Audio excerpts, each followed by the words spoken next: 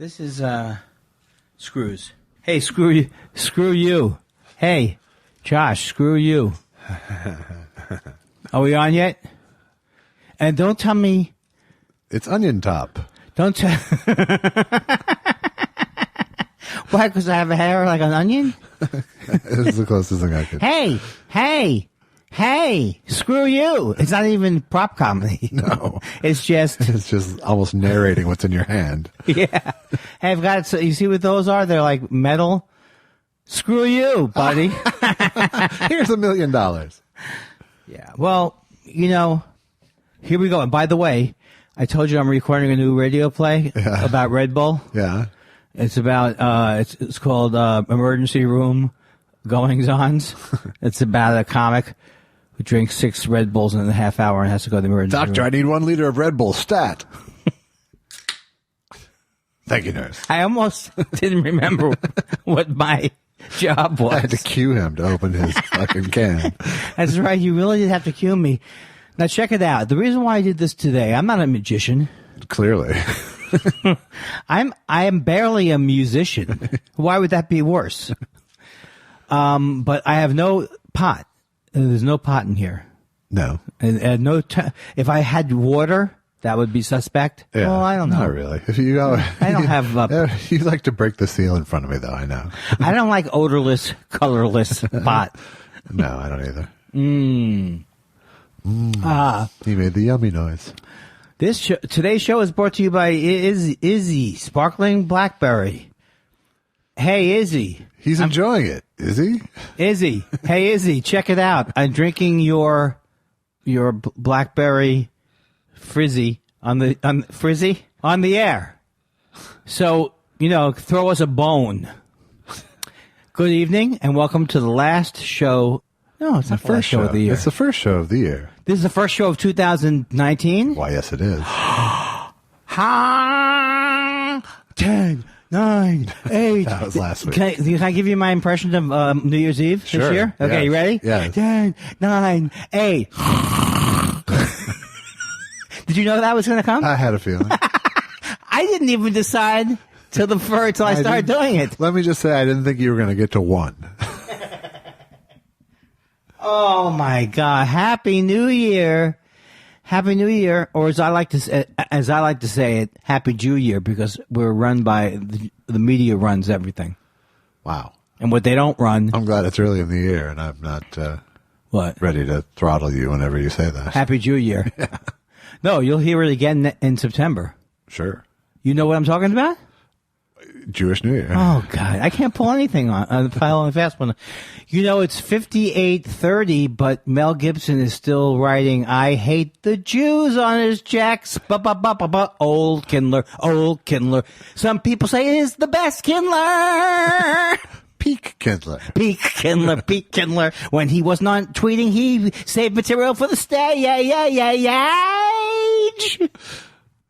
Josh, you look fantastic tonight. Why, thank you, Andy. Not really. I'm just trying to get... I don't feel that good either. I was playing along. Oh, Susan asked me to ask you... Okay. How is your back?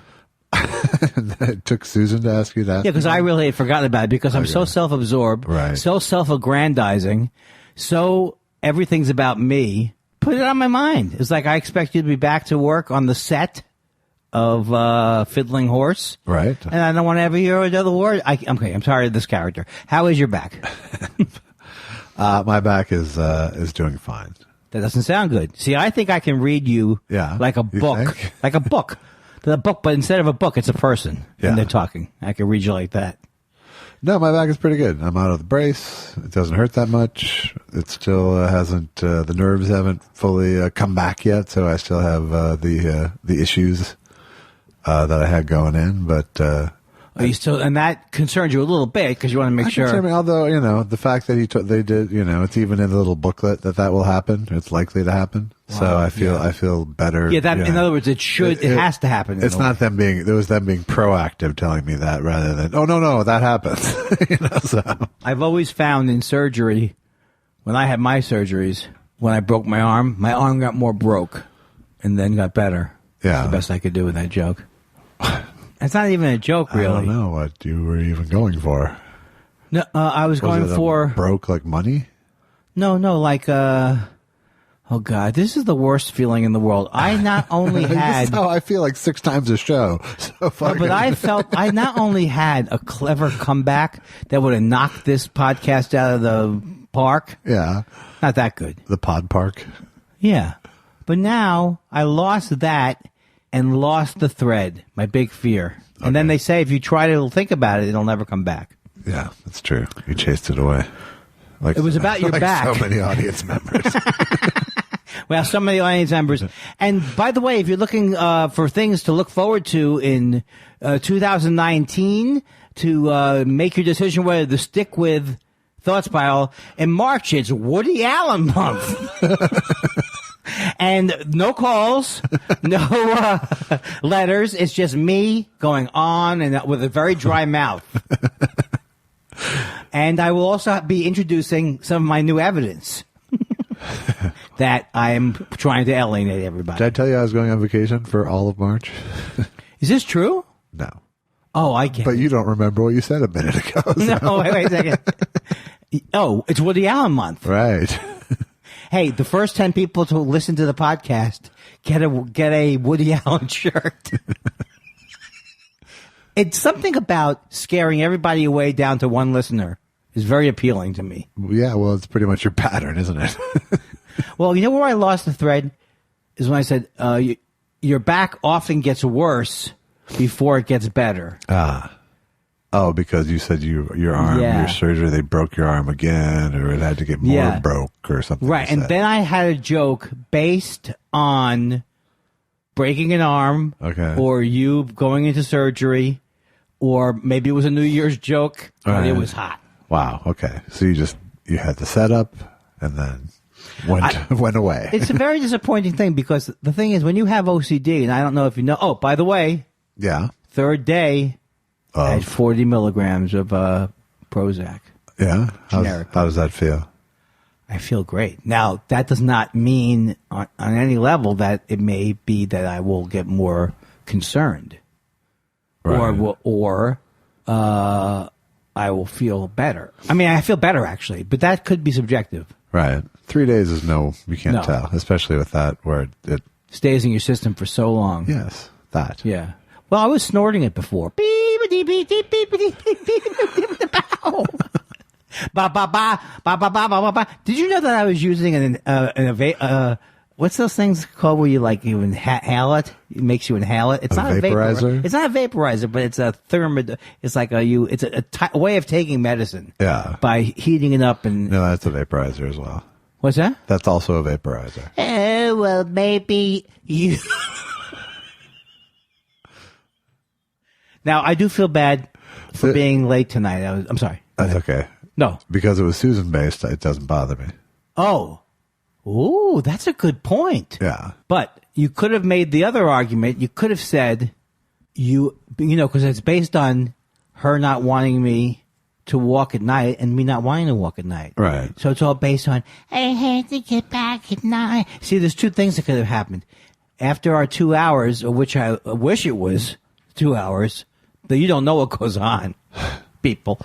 I was going to start going, I walked over here. You have to take me home. Yeah. Or I have to call Susan to take me home. Right. And then I would have said, I'll take you home. I see. That's what I didn't think. Yeah. I think, are you kidding me? I'm just off of surgery. It's late at night. My back could seize up from the cold weather. No. And you're asking me to take you home? That's how I imagine it in my mind. Because I imagine that everybody. You imagine me as you. I know. I imagine everybody is just about had it with me. Which is, I think, the root of the problem is that they have. Well, I'm 25 years into just about having had it with you, so I think it's a permanent condition. What do you think of it as like a 12-step program? No, I think it's a one-step program. Are you really 25 years in on this relationship? Pretty close. And it's Certainly 20 plus. And you know what's unbelievable? Yes, we've had sex. Yes, we've had it more than 3 times a year. But not as much as people would think. I love it. I love to bring back the old homophobic vibe. I guess it's because I'm watching the old Carsons. Yeah. I love the I love the whole homophobic vibe. Here's my theory about what the homophobic vibe of the 80s and 90s and 70s and 60s. Yeah. Everyone like was, all of recorded history until like yesterday. Yes, everyone was deathly afraid that they were gay themselves. And I Right. know you weren't. Sure. Because you're normal. Sure. But many men Very were. normal. No, sorry. Many men were. So that was a way of dealing with their nervousness about it. Of course, I'm not trained. That's why they call it homophobia. Oh, you're scared of catching it. Well, you're scared of it as Right. an idea.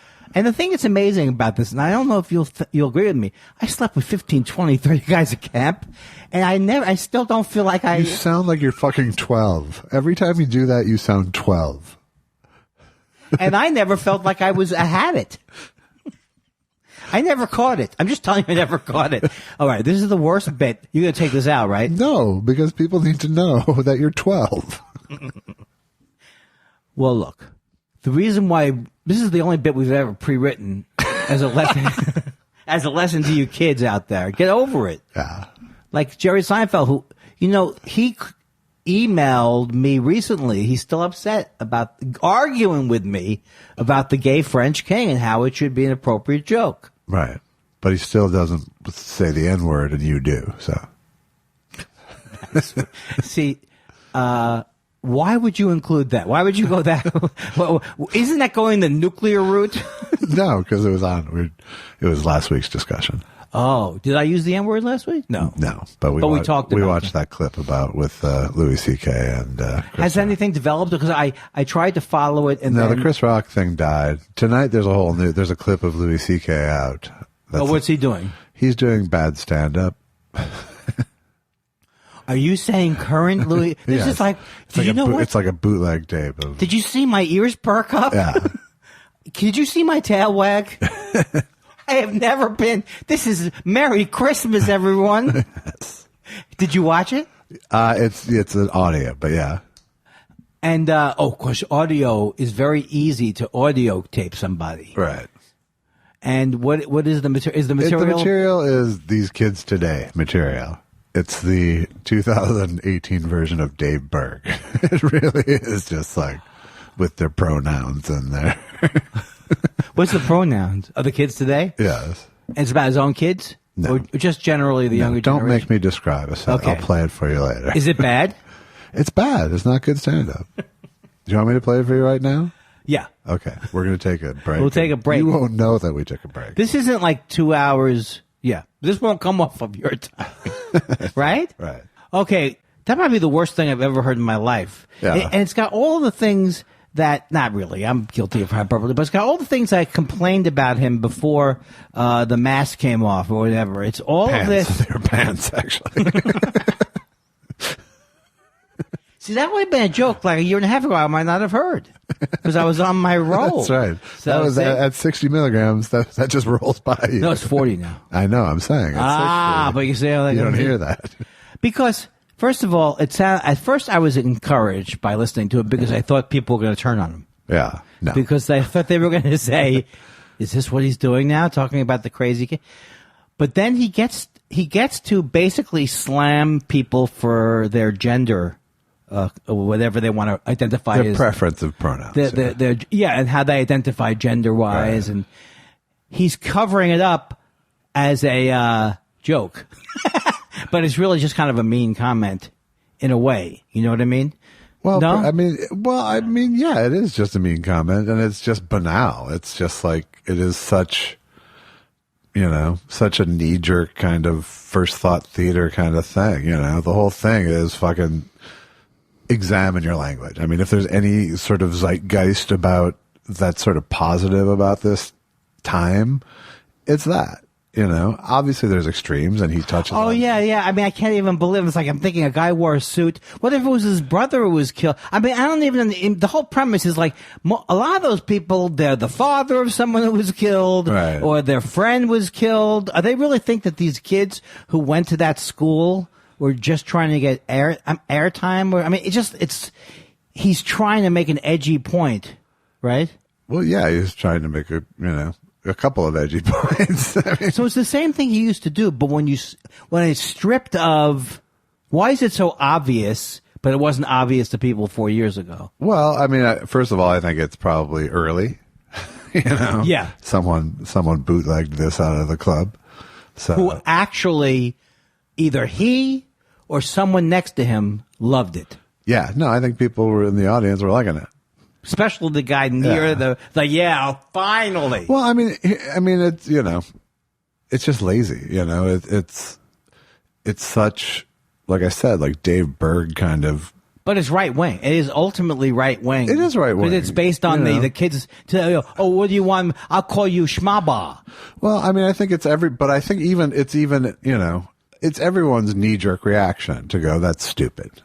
Right. You know? Oh, what call me they. That's stupid. You know. Right. That's your knee jerk reaction. You know? Well, actually, I have to be honest with you. I'm not trying to say I'm better than you. Yeah. Although someone who says something like that is clearly looking for a way in. Right. If I say, well, I'm not saying I'm better than you, then why am I bringing it up? No, that just confused me. It didn't make me think it was stupid. Right. I'm like I said, it's the most knee jerk reaction. Gotcha. You know? Yeah. And then you get past that and go, what's going that on? about? Yeah, confusion. How can, you know, how can I honor that, you know, and not feel stupid? How can I, you know, Allison, you know, who's a college teacher, deals with it all the time. Right. You know?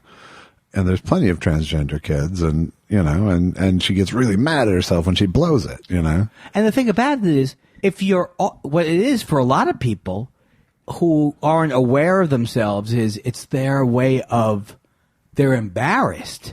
And instead of just being embarrassed, they turn it into anger, like, oh, what is this person doing? Yeah, it's preemptively getting angry for a time in the future where you might do something wrong. Yeah. Yeah. Like, or if someone saw you, you'd be like me, if I was OCD, I'd be, someone saw me mixing up. There's no crime in making a mistake. Right. That's based on curiosity. And I think if you're transgender or if you're someone who identifies as an alternate pronoun, I would hope you have a radar to go, this person is trying, that person's not. You know? Exactly. And hopefully you can view the world in a way that goes, I'm going to pay attention to the people who do give a shit and ignore the other people, as opposed to purposefully getting offended at the people who won't adjust. You know? But that's not the way the world works, you know. Well, it is the way the world works pre-Trump. You know. But all of it is meant to make people feel more included in the world and make people feel more willing to be themselves. So yeah, and whose business? I'm not saying you're saying this. Right. Whose business is it? It's like I was going to do a joke about how I'm 62. I still don't know who I am. Right. I don't feel settled. But that's the laziness. That's the that's the crossover point, because it's saying, even if you go, you know, there's two levels to this. There's like, I'm going to try, I'm going to do my best. God bless you for doing this. And then there's also that level of, you know, who gives a shit? Do whatever you want. Don't make me change my behavior. Right. That's true. You know? Yeah. And that's what people seem to be mad about, is you're asking me to change my behavior to accommodate you. And I think those people you could say, hey, if you want to not pay attention to that, God bless you. That doesn't mean you're going to be popular, but it's like the person themselves, and because I blocked this guy, I can't remember his name now. He's on, he's a British comedian who wrote Father Brown or Father Ted. And, I used to love his tweets. And then he started in on this thing about people saying they're a woman but they're not a woman, and they're going to get, health benefits from the England by saying, and it's like, I don't know enough about this topic to take an opinion that is anything past. I don't care. You want to call yourself whatever you want to call yourself. I don't even want to make a joke like, you want to say you're a leopard? You're a leopard. I don't even want to make a joke out of it. Right. It's like, that's what's happening with you. And the first thing I'm not going to do is decide that is bad based on some other movement that's happening. Right. Well, and the most insulting part of it is that it's always so fucking dismissive. Yeah. You know, and when it's like, you know, what I've learned, and what hopefully a lot of people have learned too over these last several years, is that this is a major fucking issue to people. Like, this is a central issue in people's lives and their core identities and their core happiness and their core relationships with the people they love and all of that. Right. You know, and that tact That I think Gervais did the same thing in his. Well, yeah, with this thing. Caitlyn Jenner thing. He just wants to be able to say. It's just so fucking dismissive of that. Yeah. That it's unreasonable. And that's where the laugh comes from. I guess that's my point. They're being unreasonable. And also the laugh comes from that's where they're getting the laugh from these other people who are like, yeah, I'm sick of it. Yeah, who are you? Would you come and telling me?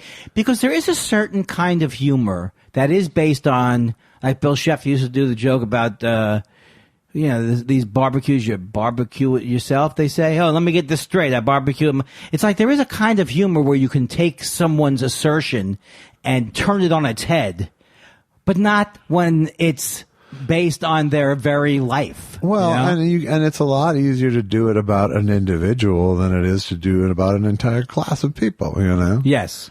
There's probably a way to handle that topic, but it probably comes from a story about a one-on-one interchange as opposed to your opinion about an entire group, Right. Or you make it so that it is your fucking opinion and you realize your opinion is ignorant or whatever, but don't try to fucking bully people. Don't gang up on people, I have to freely admit that when I was a younger person, I would see somebody and I might, I remember laughing, look at that person. Like whatever they were. It was like if it was a man trying to be like whatever I thought as a young, stupid kid, right. I might have, but I was never a mean kid, so I would never have been. Now I see how ridiculous that is. Because I remember thinking, can you see that person's Adam's apple? Can you not? And my whole thing was like, this is bizarre behavior. To crack this, right. that I don't understand. So if you admit to yourself, that's okay. You were immature or you didn't understand it. Right. You jumped to make fun of it. But if you go the other way and go, yeah, I was right. Yeah. And so like, I just think it's the easiest thing in the world when you don't get upset about those type of things because they're literally, how could it affect you? Except in England, they're doing this thing where these people are going to prison and they're saying they're women and they're attacking. I mean, they're coming up with these like borderline cases to prove something weird, Yes, and they become memes, and that becomes the opinion, and it's ridiculous, and it ends up with fucking bathroom laws and bullshit like that. So I think we solved it, though. I think we did. It was good. I thought that was Thank you, good... Louis C.K. No, actually, I like that. I mean, I'm not saying it should be a new part of the show, but I have to say that the way he's getting the laughs in there, he's using his usual, the kid, he part of his whole act was the kids today or the people, these other people are idiot. Everyone's an idiot. Right. So he's using that trick to get in. But the other thing that I think he's doing, and I won't go too long with this, I think he's subconsciously or not subconsciously addressing his own thing. It still sounds like it's all hovering around there. Like, like why everyone aren't you? is too sensitive. It's not. Yeah. Why? When I was 25, didn't we all jerk off in front of each other? Right. That type of thing. Right. I asked. If he was someone who went, what the fuck? Here's what I would think he should do, but he'll never do it because he wouldn't have gotten into this trouble. He should say, all right, folks, what the fuck did I do? How did I end up here? And how do I get out of it? Right. First of all, I apologize again. If anyone wants money from me, please come after the show. But it's like, since it's not that, I don't think a lot of people want to give him the, okay, all right, you knucklehead, get back out there with the jokes. Well, it seems like some people do want that.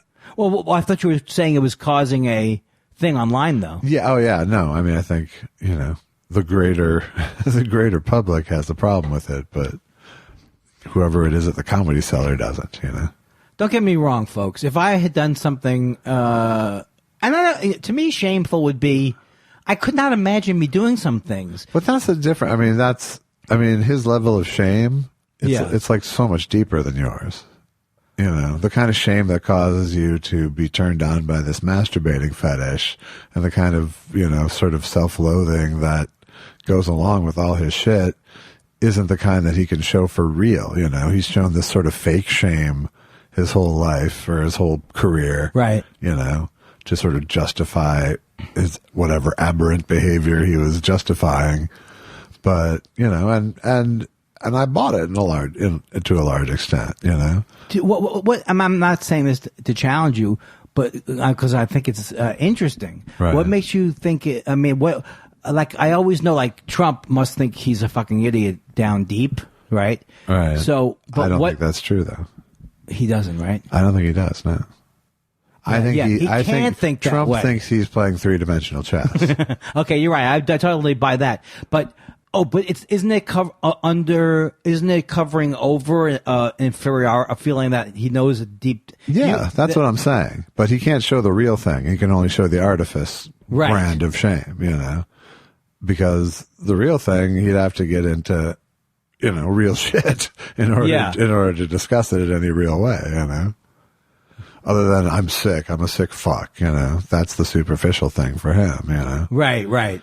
As opposed to like, no, what, what did I learn from this horrible fucking series of things I did and the way I reacted to it? Well, it's almost, it's not funny, but it's almost weird that anybody would be worrying about, like you would say, the guy who was a flasher or the guy who was whatever he was doing. I'm sorry.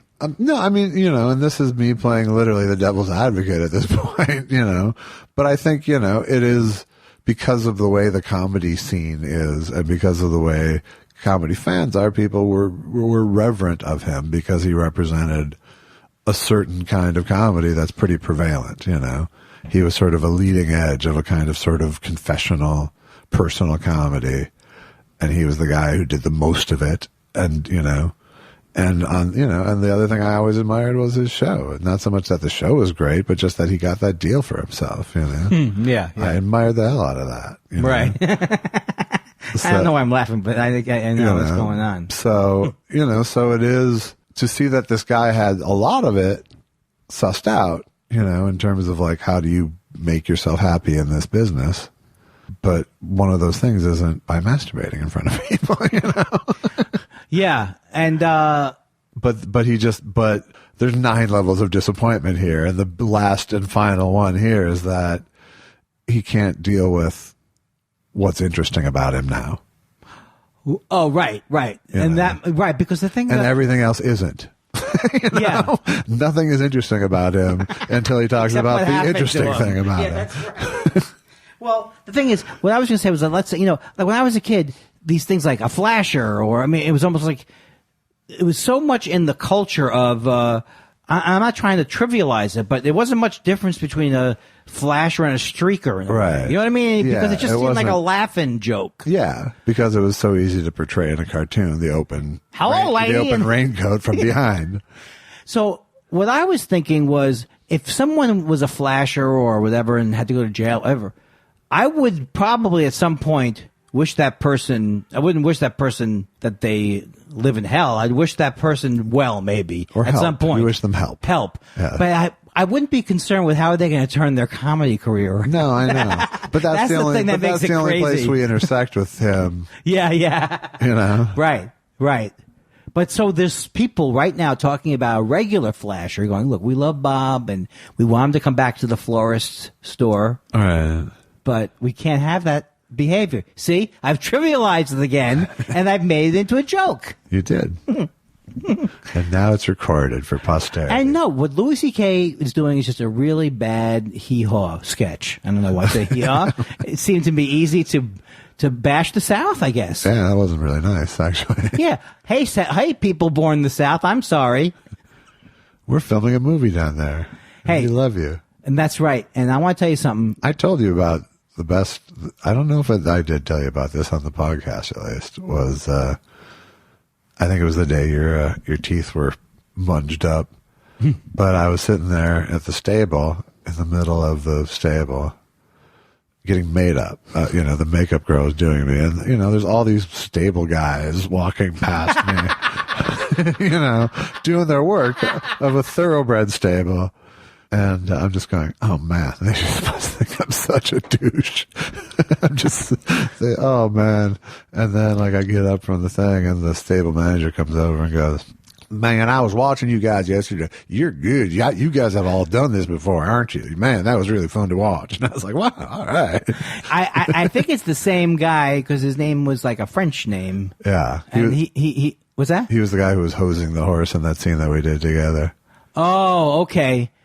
Then I think that was him, but he did say to me, "You sound just like the people who are here, who live here." And I was like, I know that's not true. You just have a bad ear, sir. But it is amazing when you can, because like you always are like, there's something so ridiculous about acting in a way. Yeah. That when juxtaposed to people actually working. Yeah. It seems insane. Agreed. Andy, okay, you want to go sit down for? Yeah, I'll be okay. I'll sit down for a few minutes. Are you sure? You sure you're not too cold? No, I'll make it. I did it. I did that one take 3 hours ago. I did. Where's my cocoa? Oh man. But that's the difference. See, that's the difference too. I think a healthy person realizes that everyone has prejudices.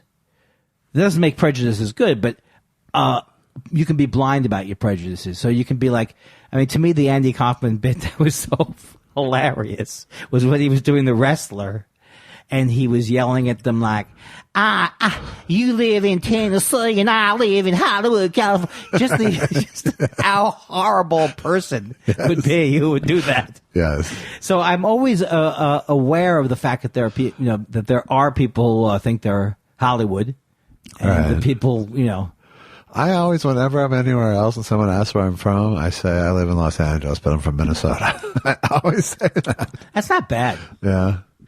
I always say I live in L.A., but I'm originally from New York. But there's some defensiveness about it. Right. Like I feel it's like get your stereotype right, at least. Yeah, that's right. It's two stereotypes. In general, the stereotype of being from New York gives you more little street cred. Right. People go, "Oh, you're from New York, right?" Right. Yeah, I love you people because you're all like, "I love it, I hate it, I love it." Right. It's a more lovable asshole than insidious asshole. Yeah, but the LA people. Right. No birth. The LA people is the Woody Allen movie. You can't get it. Has never gotten better than the Annie Hall, and we'll be talking about that more on Woody Allen March all next year. Followed by, okay, I'm sorry. What is a vertibird? I know it's on your shirt, but is it a helicopter, or is that Gallagher's idea? It is a helicopter toy by Mattel. That was a toy of my youth. A toy of your youth. Yes. So you have turned into Reminiscence Man. Mr. Reminiscence, if you will. Oh, is that what he's called? Yes. Mr. Reminiscence. Yes. Remember Slinky? Remember Vertibird? Remember Vertibird? that? The way it goes around and around like that, and you pretend like you're flying it? It's fucking great. Remember Slip and Slide? Remember Slip and how slide? you slip? I like to slide and then slip. Remember that? Oh, my God. Remember that? Remember the first Madden? I don't even know what it was. The first Madden electronic football game? It was a manual. All right, look. Folks, I'm tired of coming up with comedy. I'm not even ready for the first show of the New Year because it's not technically, because I'm all about the truth where Josh says, please lie more. Theater of the mind, I say, but whatever.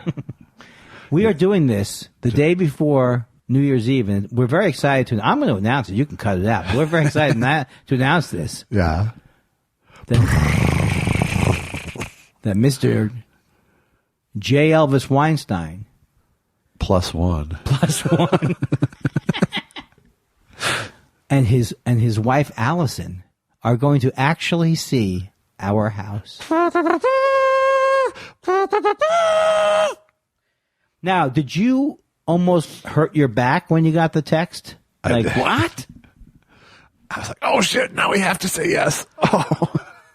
And I'm walking around saying yes. Now, no one can accuse me of being an abnormal person. No, I know what this is about. It was actually your New Year's resolution last year. No, what it's about is that we like it. We are at peak housekeeping. Ah, okay. You had to clean up for family. We had the rugs cleaned. Nice. We had the dog and the cat fixed. Andy, that's not. I did not say it was my dog. That's a reference to the. Do you know what that's a reference to? Pink Panther joke. Yeah. Does your dog bite? Right. That's my dog. Right. Yes. So now the joke I've made is that I'm spaying and neutering all the pets in the building. I spayed and neutered that dog. Is that you? I did not say that is not my dog. Here at Bob Barker Villa. That was a great movie, Barkerville. All right, I'm sorry. I've gone off the. So tomorrow night, you're coming over. We're coming over. We're going to party like it's 2018.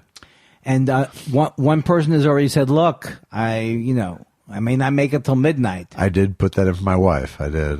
Yeah, because she's getting over a cold. Yeah. And but you know what? This is the kind of conversation that is going to become de rigueur 3 or 4 years from now for me and my set. Not you and your set. All right. But me and my pals. I'm not going to make it to the 8 o'clock show, you'll say. Well, I'll be the guy who's still a curmudgeon about it. Yeah. Yeah, I go to sleep at 9 p.m. Well, I want to watch Ryan Seacrest twice. Boom. That's from when I do the condo circuit. Ah. Who are you going to watch? Well, first of all, I you're don't not know. going to be at your house. Is there football on? No. There might be. There probably is some college football. And are you going to drink tomorrow night? Not heavily. Okay. We're not putting that message out there. I could drink heavily because I'm home. It's true. And I might drink a little champagne. What is your drink of choice going to be tomorrow night? Because I want to get the cheapest version of whatever hooch. You don't mind if it's all well drinks? I'm bringing airline bottles for the bathroom. That's pretty classy. But can you imagine if someone just referred to their... All right, is well vodka okay when you're at their house? All right. Oh, you're going to call the brand? It's happy hour, so if you take the well, it's... I have Absolute. Yeah. I have Scotch, single malt Scotch. What kind? I never heard of it before. And something called D'Amore. So we should bring stuff, is what you're saying? No, it's good. It's good. Don't be... I have the One Good Gin. Yeah. What is that one? I don't know. There's different ones, but I have One Good Gin. Yeah. 3 or 4 different vodkas that you might like. Oh, that's good. I'll probably do gin and tonic. Ooh.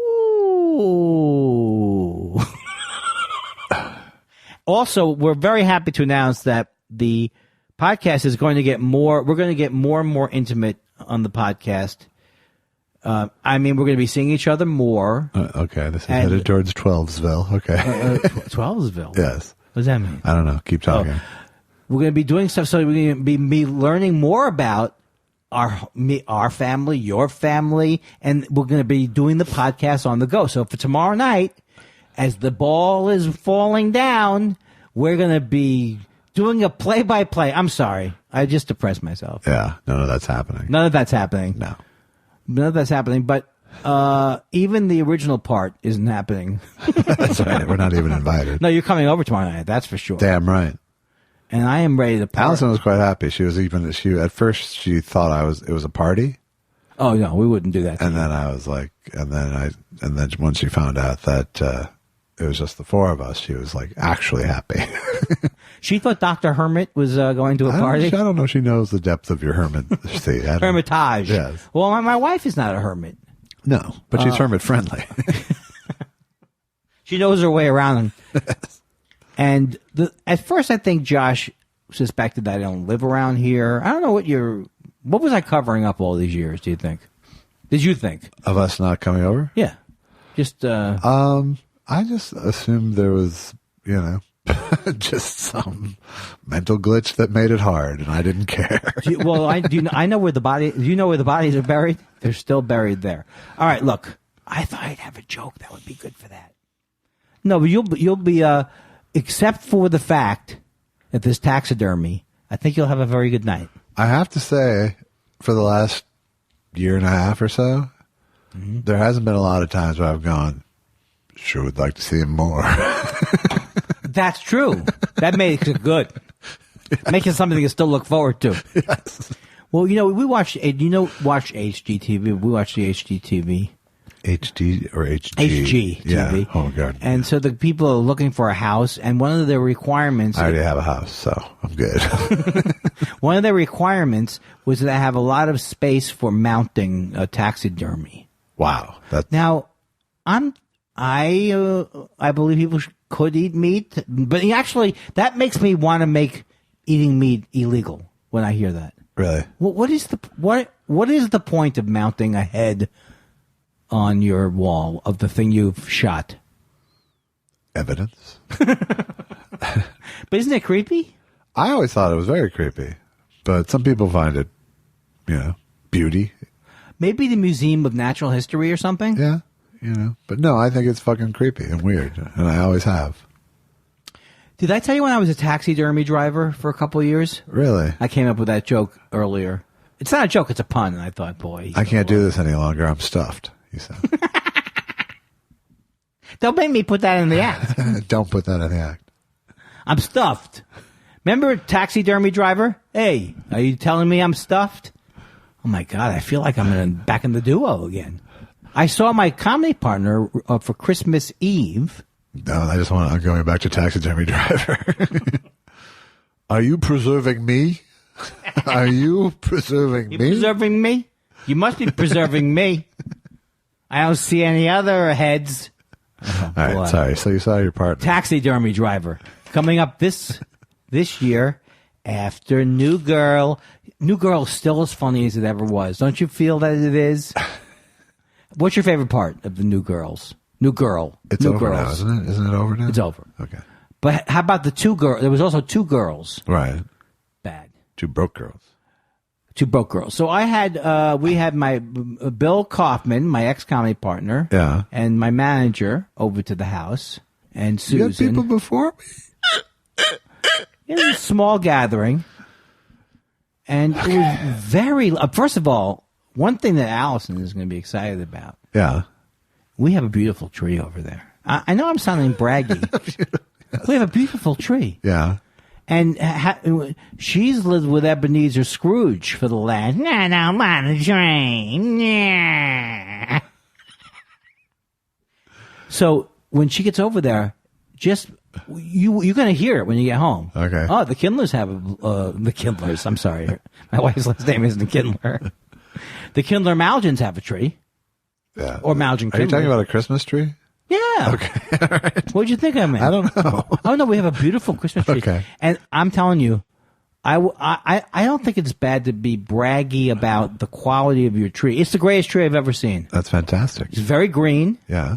It's fragrant. Yeah. Although my wife says that's not the tree. I don't know what I'm doing there. I don't know what I'm doing. And it's got beautiful ornaments. Well, they mean a lot to us, not like expensive. And how does it feel having your foreskin grow back? My what? Your foreskin growing back? Oh, I see. You're an angry Jew. Bitter, angry Jew who can't face the fact that your own religions blow. I mean, your own, not religions, but your own holidays blow. Yeah. You don't have a good holiday in the whole thing. If I didn't have so much material about that fact, I would dispute you. Yeah, but that's true. But you didn't wake up I don't remember you waking up early on Simiat Saris, huh? See, I know I can make you laugh almost always with something along those lines. Yeah, if it's a real reference. Simiat Saris. A real obscurity. Deep cut, I'm there. All right, good. I don't want you to ever get tired of it. I'm never going to get tired of it. So how was and so we had a nice meal, and we had food, and we had lemon meringue pie. This is Christmas we're talking? Christmas Eve. We have a Christmas Eve thing. All right. And the lemon meringue pie, I don't know if we've talked about this before. It's your favorite. It's my favorite. You're looking for the perfect lemon meringue pie in life. We got it from this place called 4 and 20, which has been around in LA for a long time. Uh-huh. When I got the meringue home, I mean, not even home. They showed it to me in the restaurant. The goddamn meringue is up to the ceiling. They had to have a box that was as tall as the restaurant. That's exactly what I wanted. It's like a Paul Bunyan story. Oh, my God. It was so good. And did you say you don't like meringue? I like meringue. I don't like the lemon that much. But this is the thing. There was so much meringue that it made you say, hello, lemon. And then we had pumpkin pie, which I didn't try, and I've vowed never to try again. I just don't think it's a good pie. Yeah. And, of course, put aside the fact that all pumpkin pie is not pumpkin. It's just squash. It's not the insides of a pumpkin. That's not true. That's what I was told. God damn you. That's what I was told. That's not true. Canned pumpkin is squash. It's not pumpkin. A pumpkin is a squash. Right, but it's not that they've taken the inside of that horrible pumpkin. Right, but people make pumpkin pie with actual pumpkins, too. I don't know if I don't know. Yeah, how much you want to bet? And no pumpkin pie has pumpkin in it? I'm going to bet a lot. That's what I bet on. I saw How's It Made or something on TV. Yeah. At least I have facts in my. Okay. You don't even know it. This is one topic you don't know anything about. How about this? Did you know that the nicer wolves became dogs? Oh, hello. Wow, why aren't you with the rest of the pack? They're better. They have food. Oh, that's right. I'm a little slow. I'm a little slow on the hunting. We'd rather be gathering. So, we'll figure that out. Yeah. Did you watch the movie? Yes, I did. What do you think? The movie was Touch of Evil, directed by Orson Welles, 1959, I believe. Well, Susan watched it with me, and of course she objected because she said, "What is it? What is it with you with the Orson Welles movies? Can't you mix it up?" Yeah, we're on a kick. So I couldn't really defend the choice. No, I couldn't defend the choice as being like, "Oh, we have to do the whole oeuvre." No, but I did defend it as it was in contrast to The Third Man. All right. I think I liked it a lot more. But I don't remember. But it had but then it had a very weird. Everything like. The opening shot was one of those, what are they called? Tracking shot. Right, where it's all one cut. It's one of the greatest ever. It's unbelievable. Yeah. Is it the first time that was ever done? Not the first time it was ever done, but it was a sort of bravado version of it. And it is truly one of the great scenes that the movie starts with a bomb in someone's hands, and it never cuts for 3 minutes after you watch him take the bomb, put it in the trunk of the car. You don't see his face, and then you watch the car slowly go through this Mexican streets of this town. And no cuts. No cuts at all. Wide shot, it's sort of weaving through. So there's like instant tension. The second the bomb is in the car, there's instant tension. So you're watching it move through. Is it going to, is it going to blow up there near them? Is it going to blow up there near them? And it's like more than halfway through it that they pick up on Charlton Heston and Janet Leigh walking down the street and then track with them. But the car is always present. So you're always waiting for that to happen. Oh, I didn't realize the car's always present. Now it's twice as long, say, as the Goodfellas scene, right? Yeah, probably. It's about 3 minutes, and I don't know how long the Goodfellas scene. I'm sure the Goodfellas scene was pretty elaborate. It was very elaborate, but it wasn't nearly as effective. Right. Like this was great storytelling from like the instance. That's true. Now that you say that, I like it more. It's all narration under the tracking shot of, it's almost all narration under the Scorsese one. So it's not necessary narratively necessarily. Oh, I see. It's just right. filmmaking showiness, but this just fucking grabs you. It's like the best moment of the movie is the first 3 minutes. It is amazing. And now when he walks up to the stand, which is at the border, right? The border crossing? Yeah. Do they still, how long is held in that scene before they cut? They're still there because the car comes through the border scene. Right. And so maybe there's a cut when it doesn't cut until the explosion. Wow. So great. And it cuts a little weird there, I have to say. I would have held it longer because it wasn't that great a car explosion. So I would have watched them more. I would have watched it on our people reacting to it longer, probably. But the thing was that But you spend that kind of money on a flying, exploding car. Yeah. You want to use it. I noticed he did a similar thing where he appears in the movie. All of a sudden, I'm sure when he cuts it, he goes, keep a little longer there on the reveal of me.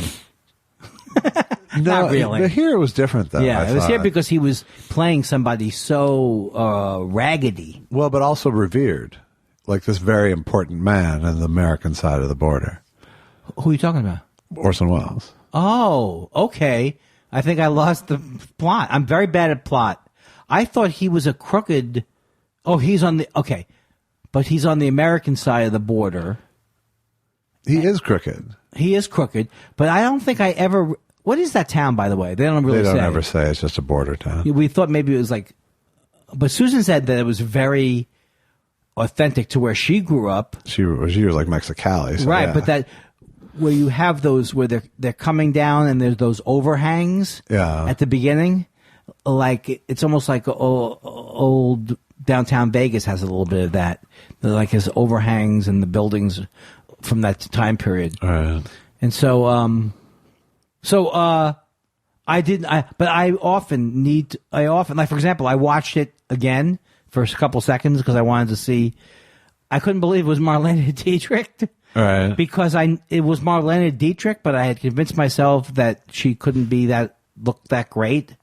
Yeah. I know because she brought her own lighting and everything, and it seemed like she had herself lit where she looked amazing, but it also fit. Well, but I'm sure Orson Welles knew enough that if he was bringing Marlene Dietrich on the scene, he was going to fucking make her look good. And that's the promise that you make great. to your friends. Yeah. Like they do favors like that for you.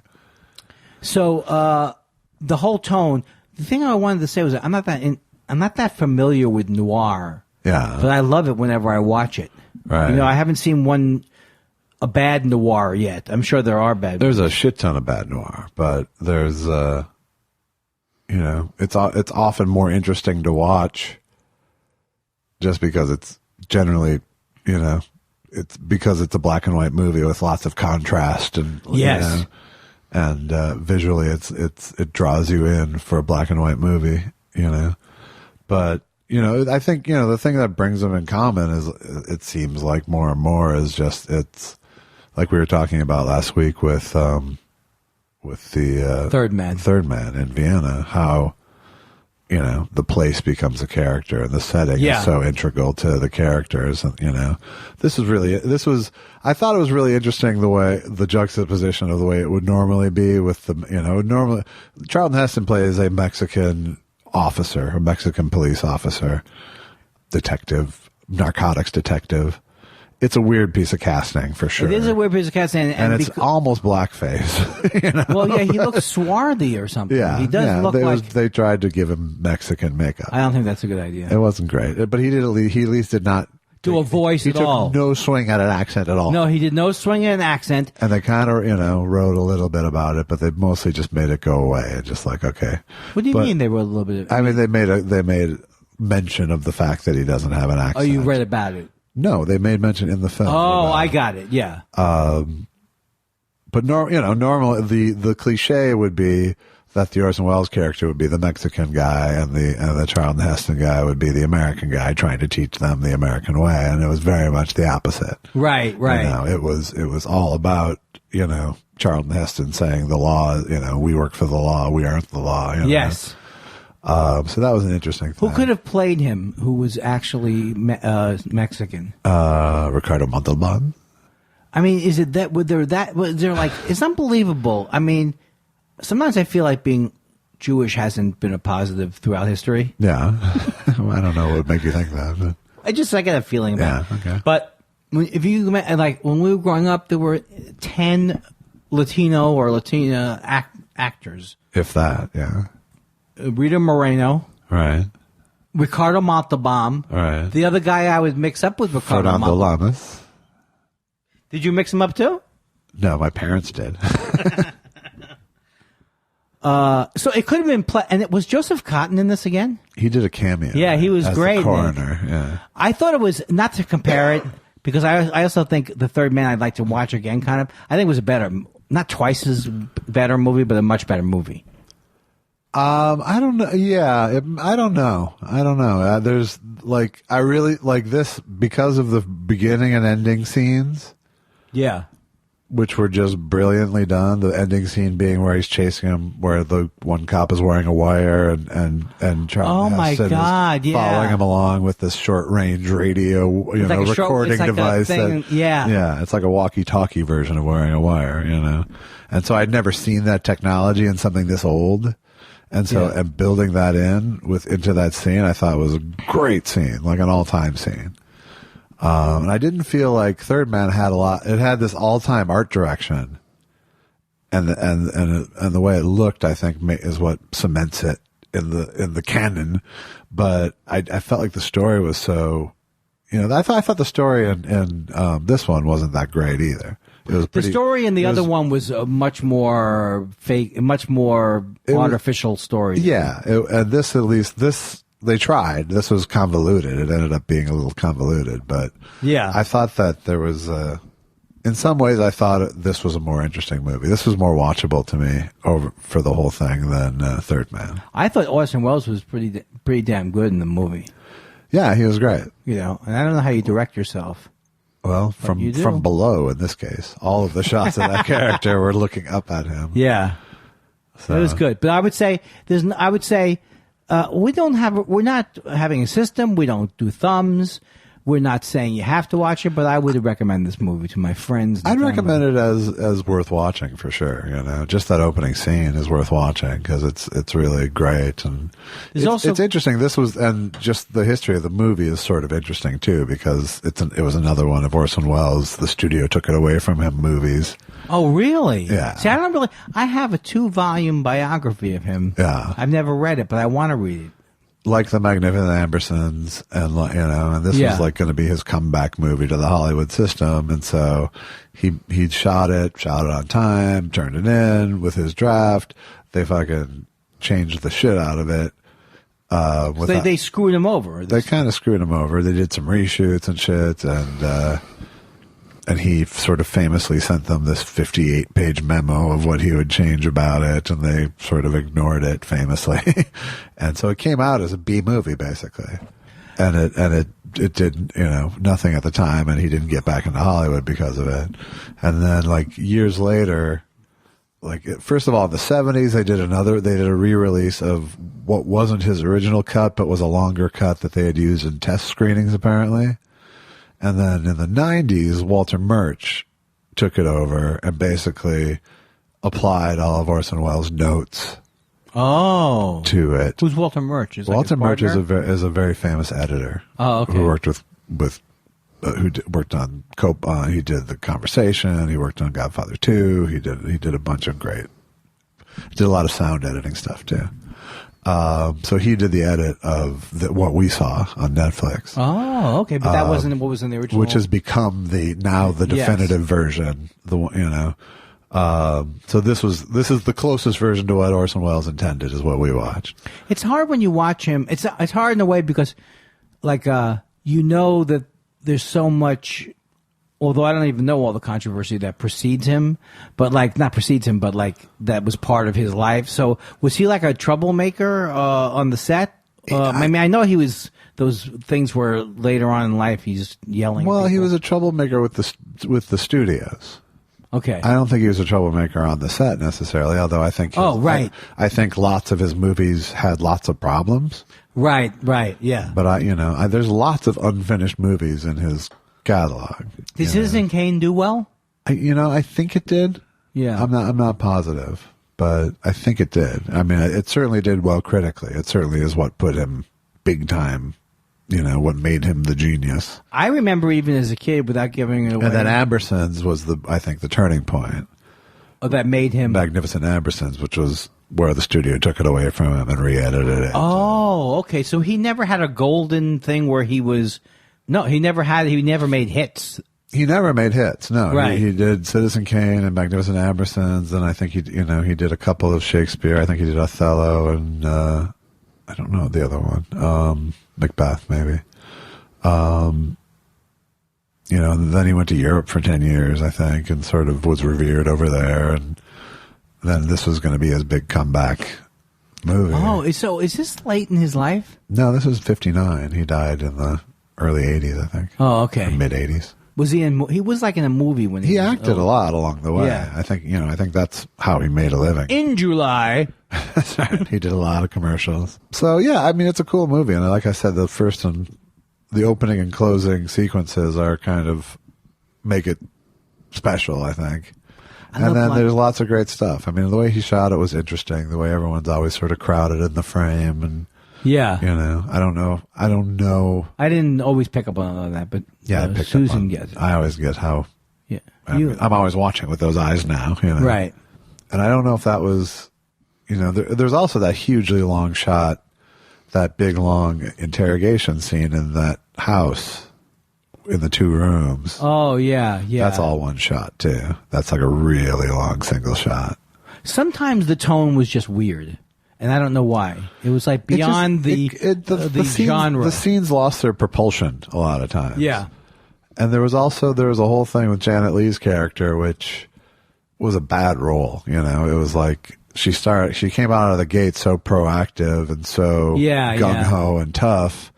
And then she sort of gets parked over there as... Because she was shooting Psycho. It was like, it's like, wait over here so we can use you for Jeopardy later. You know? Now, was she in Psycho after that? I think Psycho was... 60 or something, right? 61? Psycho was just after that, I think. She's great, Jan. Yeah. These people. She was a Manchurian Candidate shortly after this. There's also a couple of and I don't like to spoiler alert. There is an interesting twist in a way, like that with Sanchez. Who cares? If you didn't watch the movie, just what do you think? Well, we didn't even give anyone warning that this was the movie this week. Okay, yeah, that's true. Oh, we didn't? No, because we decided during the week because we forgot last week. So. Man, we're bad. We're horrible. Oh, we're bad people. Let's fucking wrap it up. Let's shut it down. How many weeks in a row have we been bringing, I wouldn't say grade A entertainment.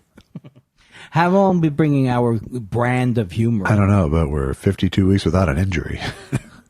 52 weeks without an injury. Yeah. Like a mishap of some kind that would stop us from... It's just this joke about like a sign you'd see on a factory floor. Oh, you were doing a 500 days till a work time accident. Since a work time accident. Yes. But, what I'm saying? I've heard somebody go...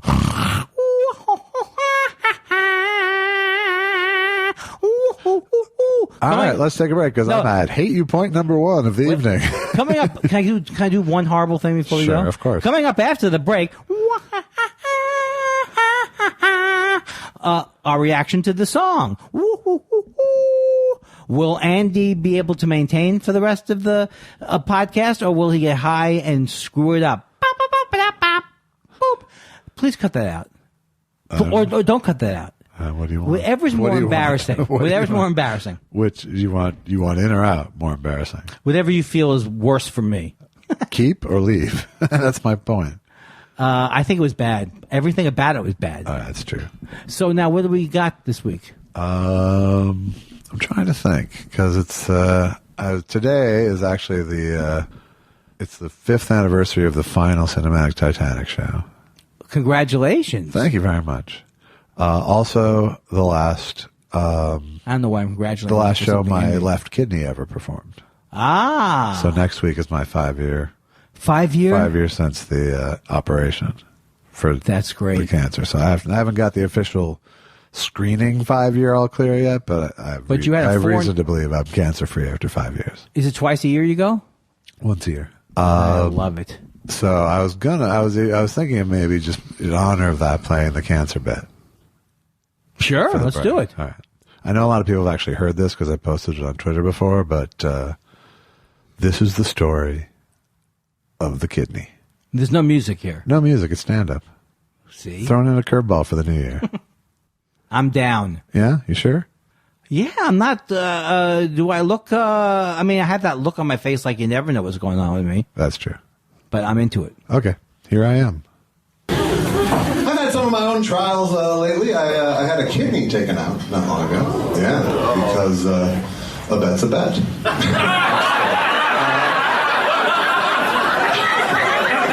Actually, I had kidney cancer. I did. And I don't anymore. I'm cancer-free now. But thank you very much. The only lingering effect is occasional pity applause. I'm doing swell. I was very, very lucky through this whole thing. What happened was my colon ruptured. That wasn't so lucky in and of itself. That hurts a lot. Actually, don't get that. Don't get that at all.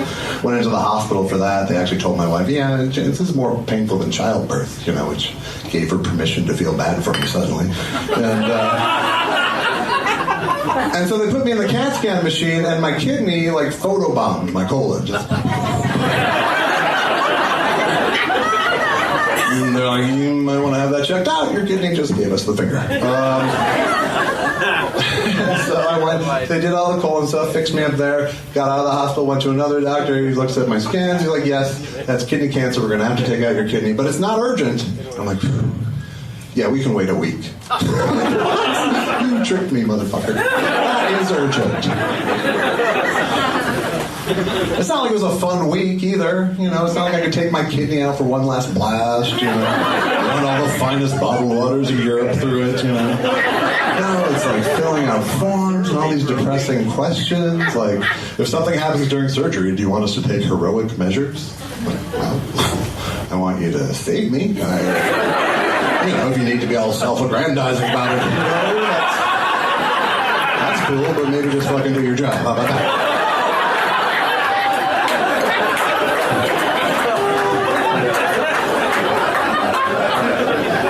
More specific, they're like, well, what we really want to know is what do you want us to do if you end up brain dead after the operation? I'm like, whoa, that sounds like more of my wife's problem.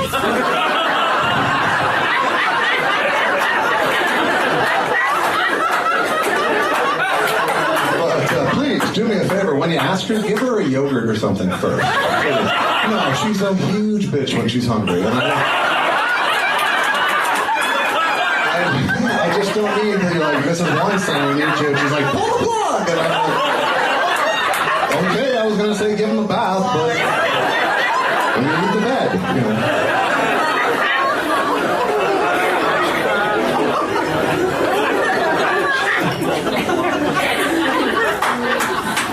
I felt like I handled the cancer news okay. It's like, okay, you can handle this, you're okay, you're used to your hair falling out, you're used to smoking pot to feel better, you can do this shit.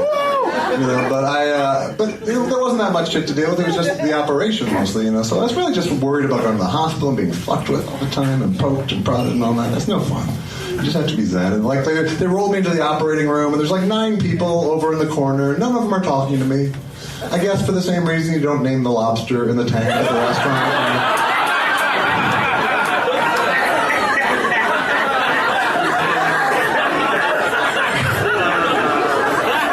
Finally, the anesthesiologist comes over and goes, I'm Dr. Jensen, I'm just going to give you this little shot. In a few minutes, you're going to start to feel completely out. Then the gang moves in on me, starts fucking with me, shaving half my belly and sticking a tube up my dick. And, yeah, it's worse than passing out at a frat party. I wouldn't have been surprised to wake up with a cock scrawl on my forehead and sharpening,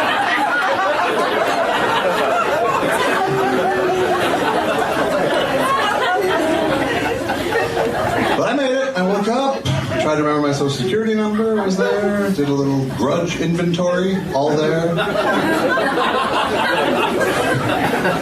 Moved on with life. I'm now a cancer survivor, I guess. That's cool, I guess. I don't see it as a character trait, I see it as I'm just fucking lucky, I hate the way that people talk about cancer, because it's always in it's battle terms. He's battling cancer. John McCain is cancer's most worthy foe, even though he's 83 fucking years old and has had cancer 4 times. It's always so much, it's like you have to, I have cancer, now I have to be fucking brave and fight a battle. Fuck you. No. The doctors are fighting the battle. I'm the battlefield. I hate it when, it's like people died. Oh, they weren't brave enough, I guess. Fuck you, yeah. Well, I think, when people say you beat cancer to me, I'm like, that is way too cocky. I feel like I met cancer in a dark alley, threw my kidney on the ground, and backed away slowly. That's as brave as I have to fucking brave.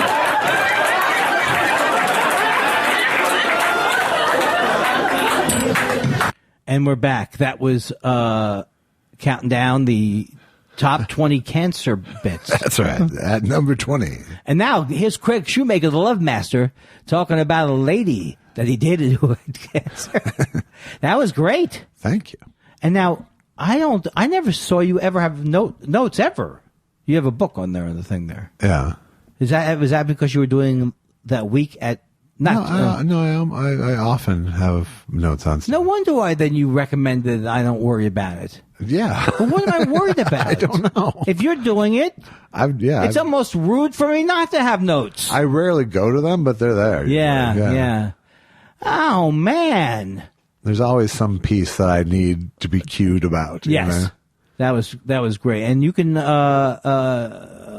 that for your... It's on YouTube. That's right. It's called The Cancer Chunk. And I'm sure some version of it will be on the album, and then it'll be done finally. Well, actually, I was thinking about that because I was thinking that what you miss on that clip is you miss the any close-ups so you can see what's happening because you're having a fixed camera. I don't know. I don't want to get too technical. No, well, I'm not doing a special. I'm doing an album. So Oh my God! I'll never I'm have such a a close-up. moron. I can't understand myself. It's not like these are hard facts to keep in mind. You told me you're doing an album. Yes, I did. It'll still have a different. It'll still have a more. You'll be able to have an intimate. Theater of the mind, baby. That's right. The theater of the mind. That'd be a close-up. Wasn't there a group named that? There must have been. Right? Theater of the Mind. Something. It's just some horrible, pretentious phrase that stuck in my head. So do you want to do some questions? Is it time for that? Why is your voice going? I don't know. You didn't tell me about. Did you have anything to relate about Christmas Eve or Christmas Day? Oh, we had a nice Christmas. It was very small. My mother-in-law came over on Christmas Eve, so we had some dinner there, and she slept here. The newly widowed mother-in-law. That's why we gave her an extra. It's unbelievable. It's almost like you're a humanitarian of some type. Yeah, exactly. And then it was just Christmas. Elon came over, and it was the four of us, and we had dinner, and I made Yorkshire pudding and beef and unbelievable. The Yorkshire pudding. Yes. Now the Yorkshire pudding, it's not good, right? What do you mean it's not good? Well, is it like? Why would I make it if it was not good? Is it like potatoes? No. Is it like sweet pudding? It's a popover. Oh, all right. Well, why did they used to have terrible figgy pudding's not good? Something is not good in England when they have dessert. Fecal pudding. That's not very good. Stop it. I had you cut that out of the last show. Well, that sounds very nice. Did you watch any movies at home? There's no more Christmas movies. Allison and her mom went on a big Scientology jag. Oh, that's kind of cool. They were watching Leah Remini's show. Leah Remini's good. And I think Allison then showed her the Gibney? The Gibney film, yeah. So I think that's how they bonded. What else did I see recently? I saw a Scientology thing recently. Oh, there's a podcast I listen to, which is excellent, called Love and Radio. Yeah. And it's really great. I haven't talked about it much. I've never heard of it. And there's a woman in there who talks about being one of the first people to expose Scientology. Oh, good. It's very good. I don't get any money for this. In general, it was a bad year. There's no money. Yes. There's no money in being Andy Kindler. How about I move in here, me and Susan move in. Okay. To cut back on I like it so far. Cut back on overhead. Okay. Our overhead. Sure, of course. Mine stays the same. And the thing is, we see how we push each other, the four of us push each other into some kind of a hell, and then we write a script about that. Okay. Roomies. I see it happening inside a week. So.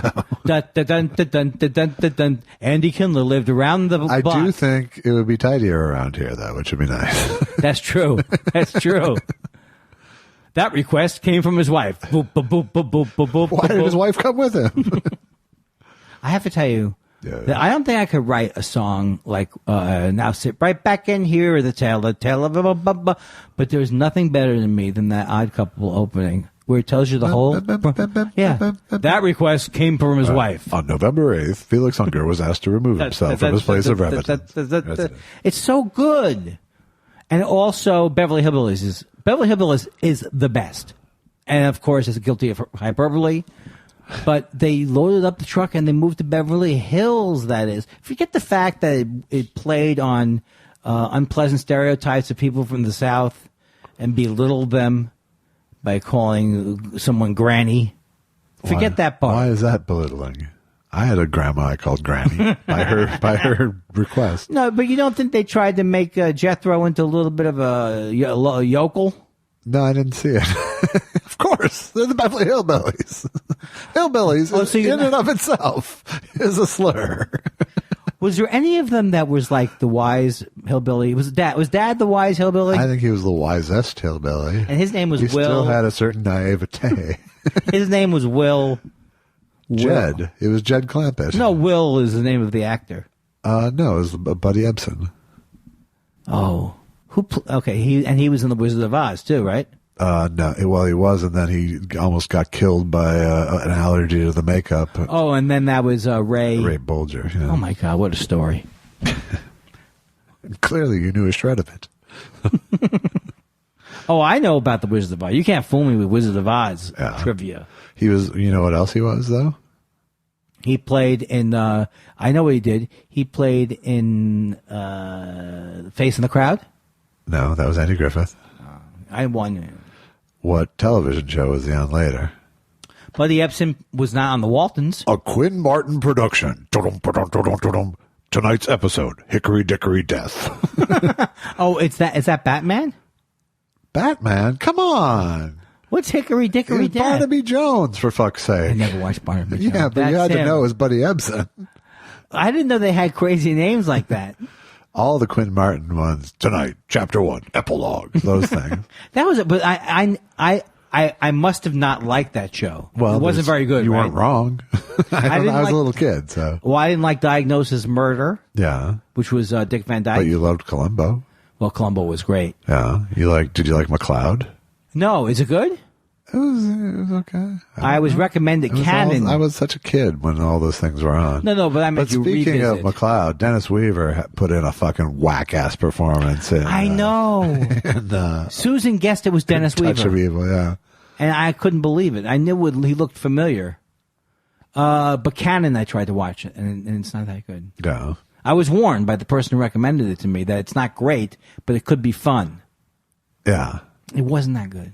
And Canon was trying to do a little bit of a Beretta or a 60s style, you can name that tune thing. But where did these people come from? Where did the Canon come from? William Conrad, or where did... Yeah, where did William Conrad come from? Was he like I don't know. Acting school?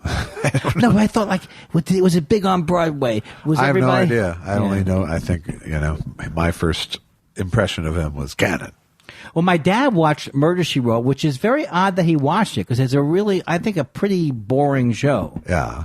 But he liked British whodunits, and he would read great mystery novels. Right. So maybe it's a better show than I thought.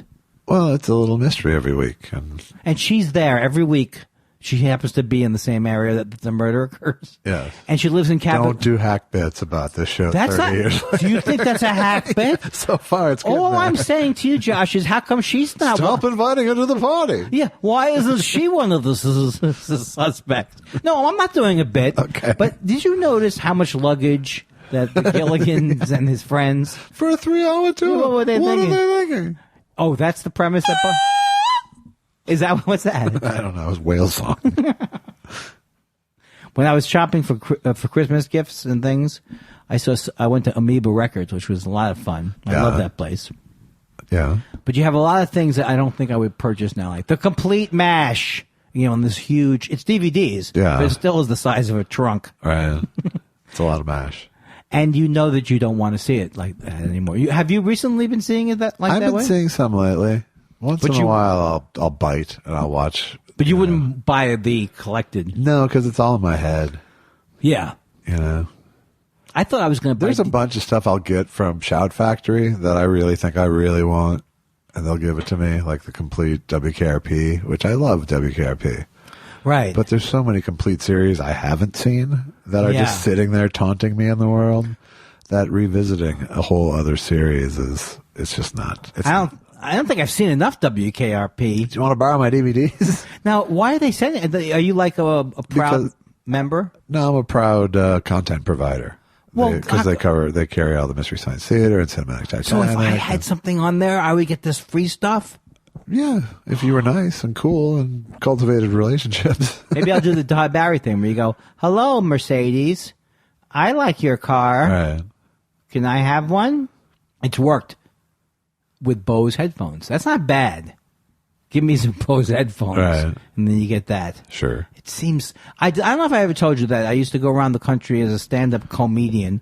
And when I did go around the country as a stand-up comedian, at one point this one guy said to me, when you go on these radio interviews, ask them if they have any free stuff. They love it, and they'll just give you stuff. And like an idiot, I start asking for free stuff. It turns out they don't love it. What do they love it? What's in it for them? Right. And then, at one every 3 times as you leave, nice to have the Jew comic come in. Right. I can't believe that was recommended to me. And I can't believe that I was stupid enough to fall for it. Well, I've had those experiences where they were enthusiastically like showing off for you almost that they have this cool thing at their room. Right, but that's coming into your court. I've had those experiences at radio stations where I'll take you to the music room. You can take whatever you want, Yeah, but they offer it. Yeah. If you start to become a schlub or a schnorrer. You're immediately a schnorrer. When You're immediately a asked, schnorrer. Yeah. I like when I go and The most exciting time ever I had was when we did our show at ILM. They took me into the sort of staff swag room, so I got lots of very cool old Star Wars, How could they? ILM only Star Wars swag. I would think that they wouldn't even allow anyone. I mean, I think it would be nobody could get. I don't know. What We I'm were saying. treated like nerd royalty at ILM. Yeah, that must have been fun. It was very fun. I think I did something up there, and I wasn't treated like nerd royalty, but I did something up there for them. Yeah, It doesn't say. I don't remember it being exciting, so it couldn't have been. probably not. Well, nothing says. You're thinking of KLM, Dutch Airlines. Oh, did I ever tell you my great KLM?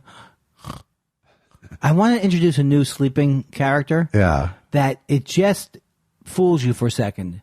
So I was flying on KLM. It doesn't fool you. No, that's just like allergy guy. All right, we're going in.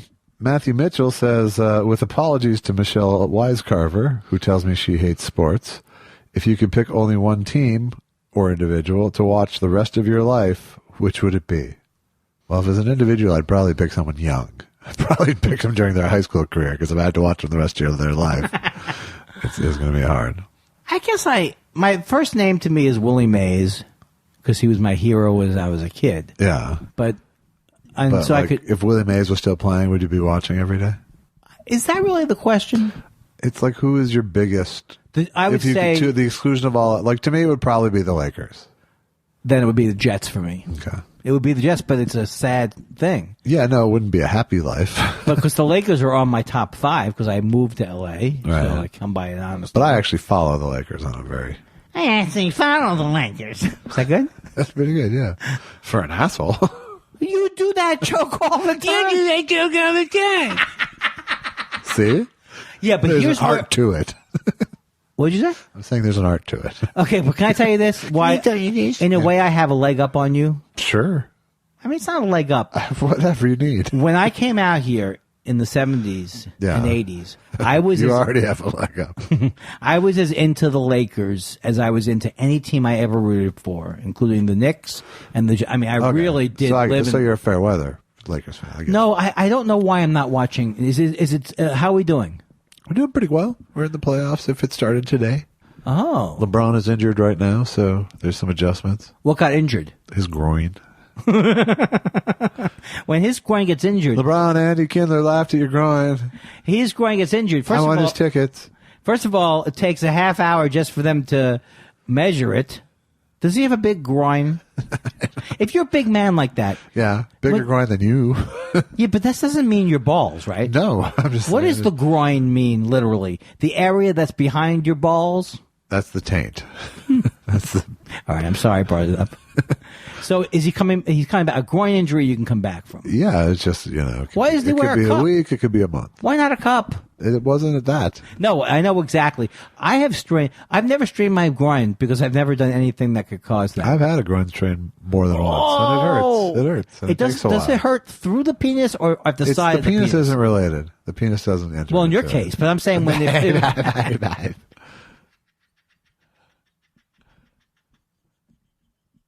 Wow. You went off the rails with the penis joke. No, it's actually, believe it or not, it's me thinking of the other thing you said to me once when I came. That was very funny. You'll think about it and remember it, how funny it was. You asked me how things were going. Yeah. I don't remember, but whatever. I'll tell you later. Okay. Oh, that. Yeah, that was so funny. That made me laugh so hard. Quiet Jack says, when was the last time you were in Maine and would you return? There is a Portland here and loads of weed. Well, Quiet Jack, it just so happens I'm going to be in Portland, Maine at the end of March with Tom Segura for 2 nights. Oh, during Woody Allen month? Yeah, sorry. I'll miss that show. Wow, that's so cool. Wait, do they have legal weed there? Or I don't know, but they have tons of it, whatever it is. And what is I'm in. What's the club? I think it's the State Theater. No, that's the one in Madison, Wisconsin. No, it's the State Theater. Why do I even go as far as pretending I have the information? It's always embarrassing to me. It always turns out I'm wrong. But I very, very confidently had to say to you, I don't think so, Josh. Don't think so. Caballiot State, that club in Madison. Caballiot State, 65 degrees. Do I always say the same temperature? 65 degrees downtown. It is, in fact, the State Theater in Portland, Maine on the 26th and 27th of March. Well, okay. I want to go to Portland, Maine, and this is what I tell. What's the person? I know the name of that person. I'm familiar with them. Yeah. So I'm saying... That's Quiet Jack? Quiet Jack. Quiet Jack, why don't you please get me booked there and call Omnipop Talent Group or tell them to contact Omnipop Talent Group. I want to go to Portland, Maine. Okay. I'm excited about it because it's one of the very few states I haven't been to yet. I haven't been... Wait, where's Vermont? I've been to Vermont. I've not been to Maine. I've never been to Maine. Is Maine the home of Ben and Jerry? No, that's Vermont. What's the home of Maine? What's the home of Maine? Yeah, what is Maine known for? Who's their goddamn... They have a crazy-ass fucking governor, I know that. And they have... oh, that was the guy who left. Oh, he's still there? I think he's still there. Well, no, on his way out, he left the... Yeah. He signed the... Paul... Oh, you mean Wisconsin? No, I'm talking about Maine. I'm talking about Maine, Andy. I want to be right. I want to be right, and I want you to be wrong. All right. Well, keep playing our game. It'll happen. Let's see. Rick says, hope to see you both in some way or another this new year. We're already a full week into. Midwest Test Show, please. A mid what? Midwest Test Show. Meaning we should... Oh, that could be the area of the country where we really get a good turnout. Yeah. How's it looking like on our city to city thing? Is it so hard to look because there's so many people? It's overwhelming. Yeah, you know what? Overwhelming. Don't jinx it by looking at how many followers we have or listeners. Elizabeth in England says, I'm never up late enough for the question, so I have nothing prepared. But thank you for sharing your struggles and growth through this year. I hope to find that I've become a stronger person along with you guys. All the best in the new year. That is so wonderful. Then she continued, also, a number of my media studies kids referenced rhombus space in their final projects because it's always the made-up advert name I use in class. So rest assured, your material will live on forever in a small gaggle of British teenagers. That makes me so happy. That is it. That's so cool. Rhombus space. Jim Meehan says, Josh, I hope the back surgery went well and you both have a great 2019. Just think it could be 2020 already if we just kick that extra point instead of trying for 2. I don't know what that was. It's like a football score. But it's not. He's not making a football reference. Yes, he is. To who? Jesus Christ, professional comedian. What was the joke, though? Who went for 2 instead of 1? Great 2019. It could be 2020 if they would have gone for 2. I just didn't even get the joke. Fuck, man. I did not even get the joke. I know, you made that very clear. Or you could do another version if you skipped it. If you took the fast class. Nick Kosei says, hey, Mr. Kindler and Mr. Weinstein, I have no question today. Just want to let Mr. Weinstein know I'm still chuckling over that whole Clown World Twitter exchange. Grow up. Ha! What was that? This was yesterday. I had a little online, someone comes up to someone, I had written this joke on Christmas that Christmas morning was when Donald Trump developed his love of coal. Right. And so someone came out, and I guess Meryl Marco had retweeted it because she was tagged on the response as well. And it was like, you people can't lay off him on Christmas or grow up. And his name was like Clown World something. And now I have to go back and look for the exchange. Oh, okay. So he writes, can't you people leave Christmas alone? Why must you ruin everything? I didn't bitch about Obama on Christmas for 8 years. Grow up. So funny. And it was Clown World was part of his thing, and I retweeted it with the comment, what kind of clown world tells you to grow up? And then he came back with, if you think my username being Clown World is because I like clowns, then you're very stupid. Why do you people always play dumb? And I posted that with the comment, I don't get it. and then he responded again with, we live in clown world now where men are women and Rachel Dolezal is black. She? And then I wrote, oh, because clowns are tolerant of everyone and just want people to experience happiness in a cruel world.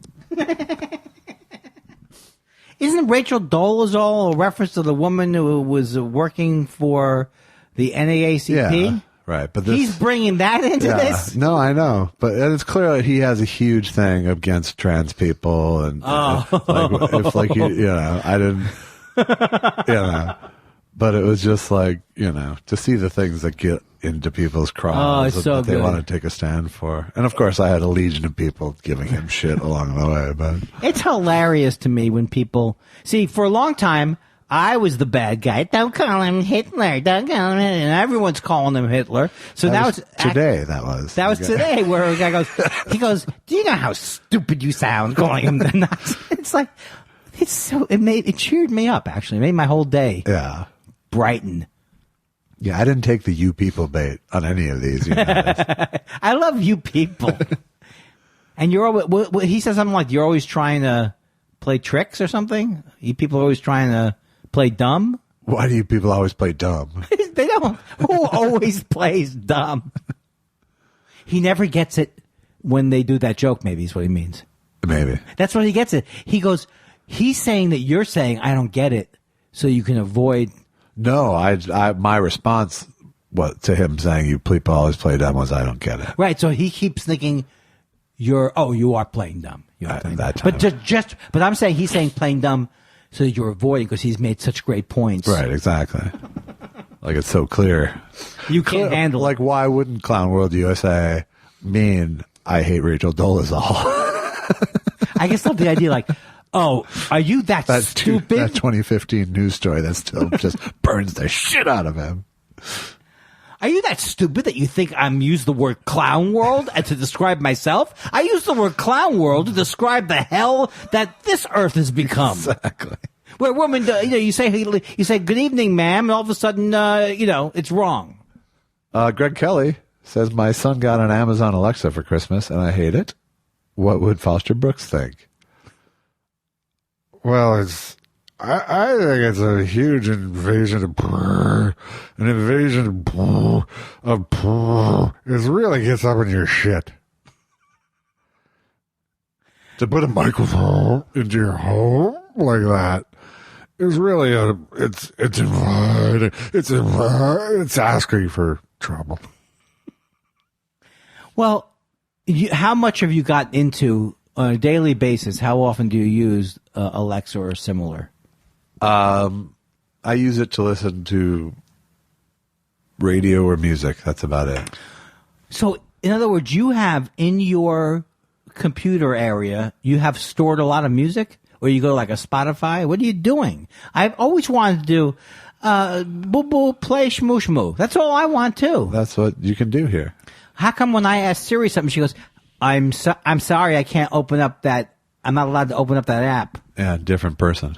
That's Siri. And why does Siri also think that I'm so stupid that I don't, that my problem is not knowing what to ask? Like I have dementia. Right. You could ask this. Call Bobby. That's the problem, man. You're searching for answers when you should be searching for questions. Whoa. You hit me. That got in. Boy, you are very...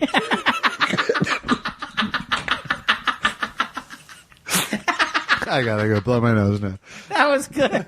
I appreciated cracking you up. Now, folks... That got in. I've never heard before. That got in. Ooh. Ouch. That got in is great.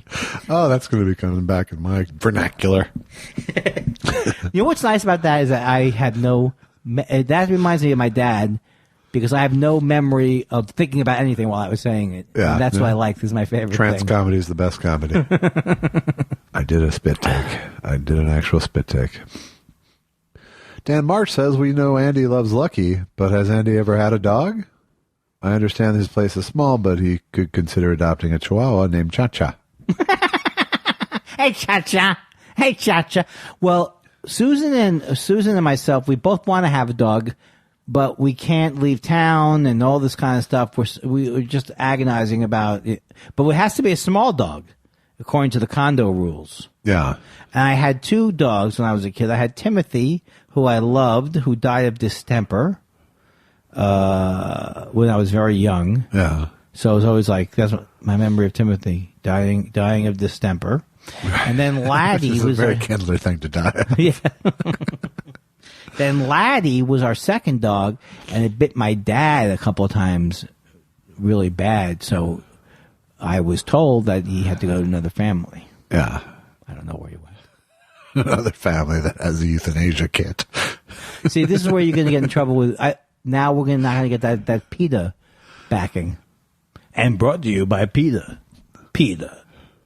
When you have to put into initials your ethical treatment. I don't know why I'm getting depressed. Not depressed, but I'm worried. I'm worried about, I don't want to get this thing shut down.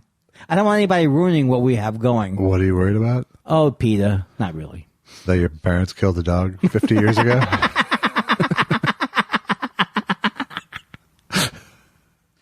I feel like Lucky, I do get angry that every time I say anything to Josh about Lucky's affection, he always has to go, oh, you could be an inanimate object. She gets that way with a book. No, you hear that. I haven't said it. I don't say it really very much. You try and bring me down you try and put me down to make you feel more than. No, that's not true. Okay. You come over and make sexual innuendos about my dog, and I react in a poor way about it. It is true that if every time someone I don't know why you have to sexualize every bit of affection. Yeah, that's true. If every time someone came over to your house and joked about wanting to sleep with your dog, all I'm saying is tiresome. I wouldn't be surprised if I had to come home one day and you had to say something similar to Lucky. I have to, but you? Right. Yes, that would come up.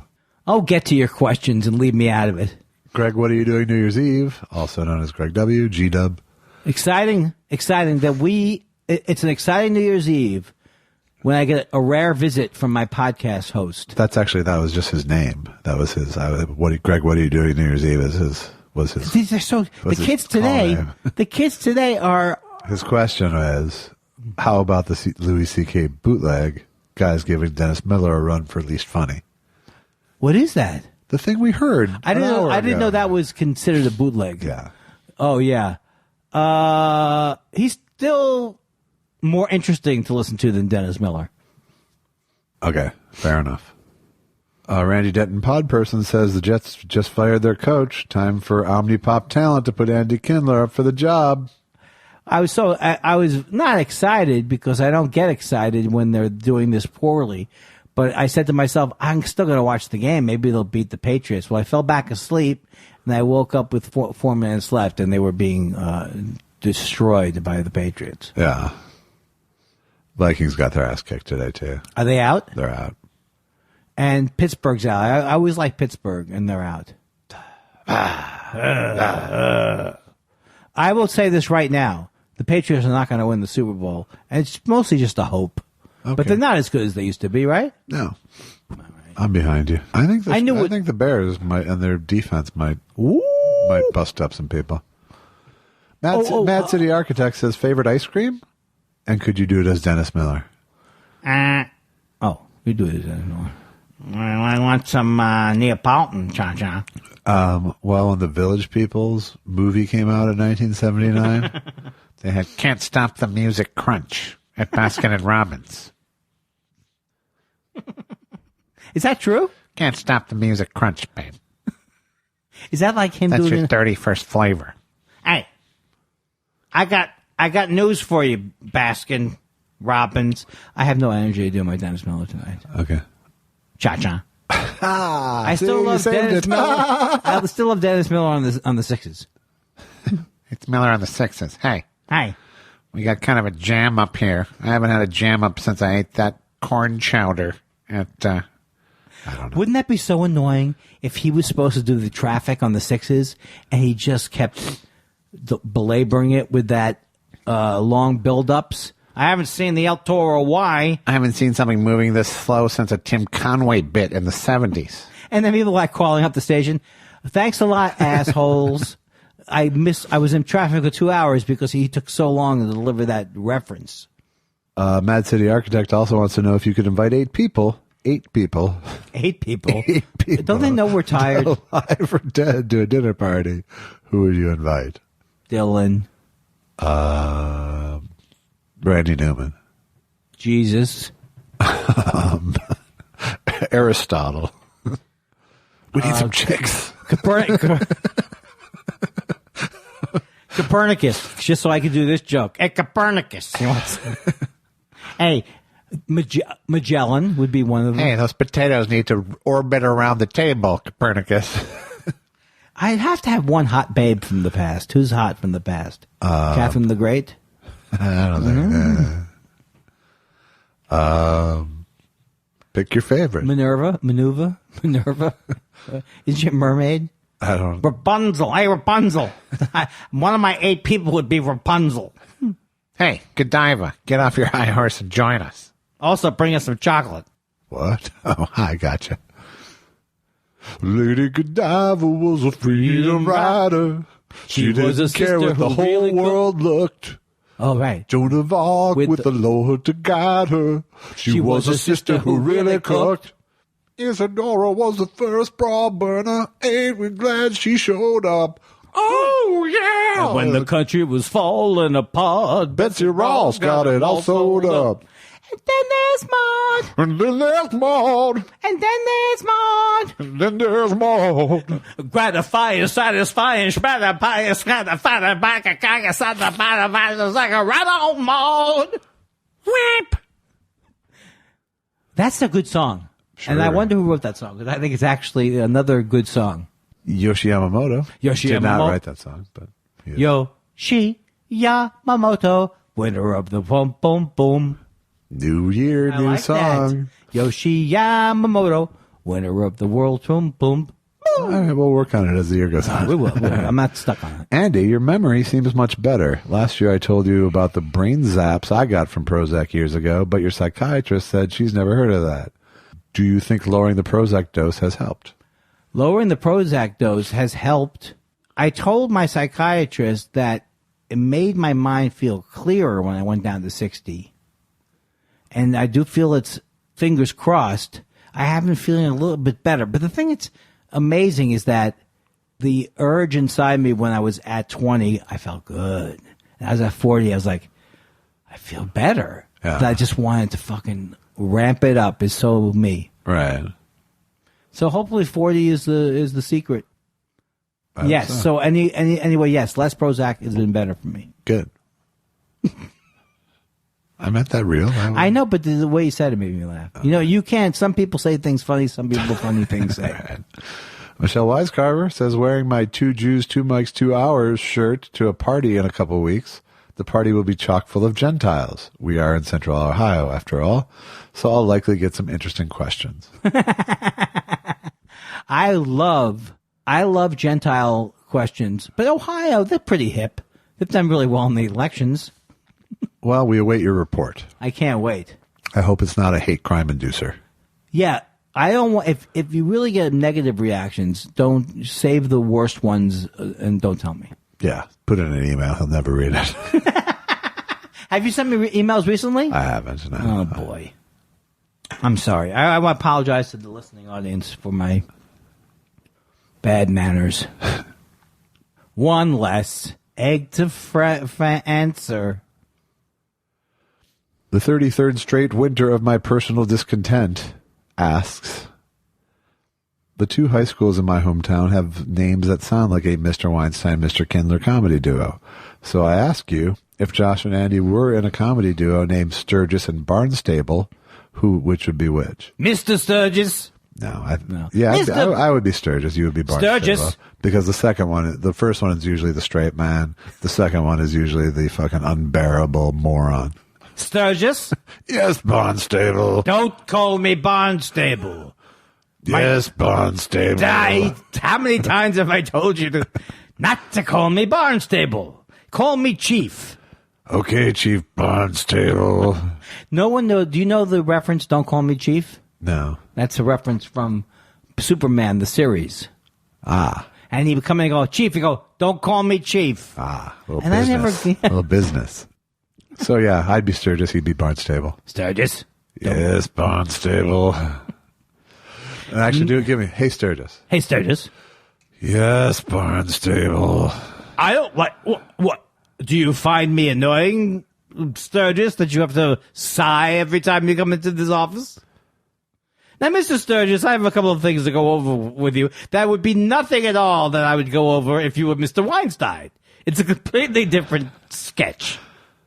Sturgis, please go down to the fish market and get me some sturgeon. Sturgeon, Sturgis, stat.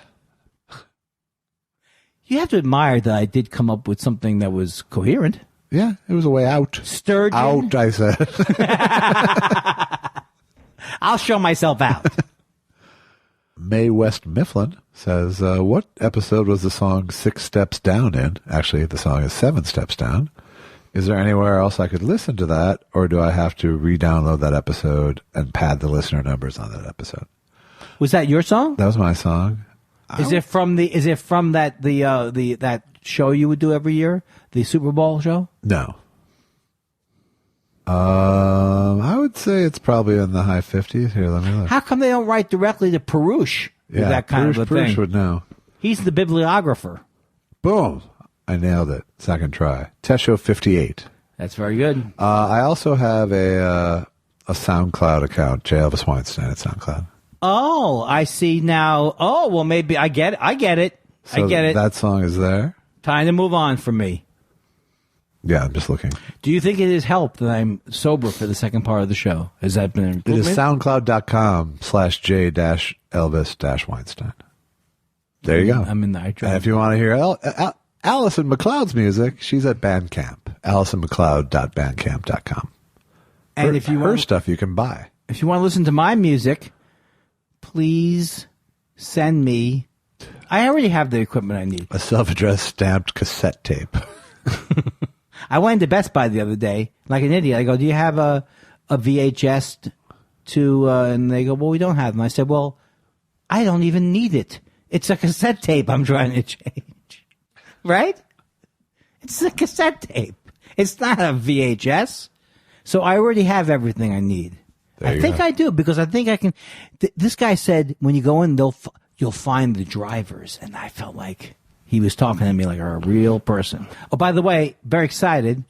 And you only have this. Well, it's too late. If you're listening to the show, it's too late. But they have a special deal if you have an iPhone 6 or something onwards for $29 to replace the battery. Because my battery, was like walking around with a generator attached to my phone. Wow. So now it's like a new phone. 80 Morgan says, my friend Sean says that comedians who don't stand up against sex abuse or comedians are pissant cowards. I maintain the pissant coward festivals have been a real shot in the arm for the comedy industry. Where do you both stand? Well, I think it's a funny joke. Yes. There's no way to even talk about these things without somehow it becoming wrong.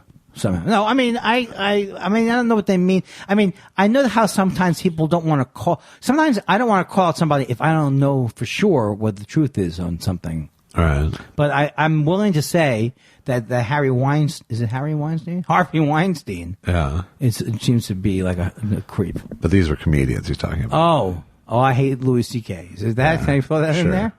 But you hated him before his penis came out or came into play. I did hate with him before his penis came out. Yeah.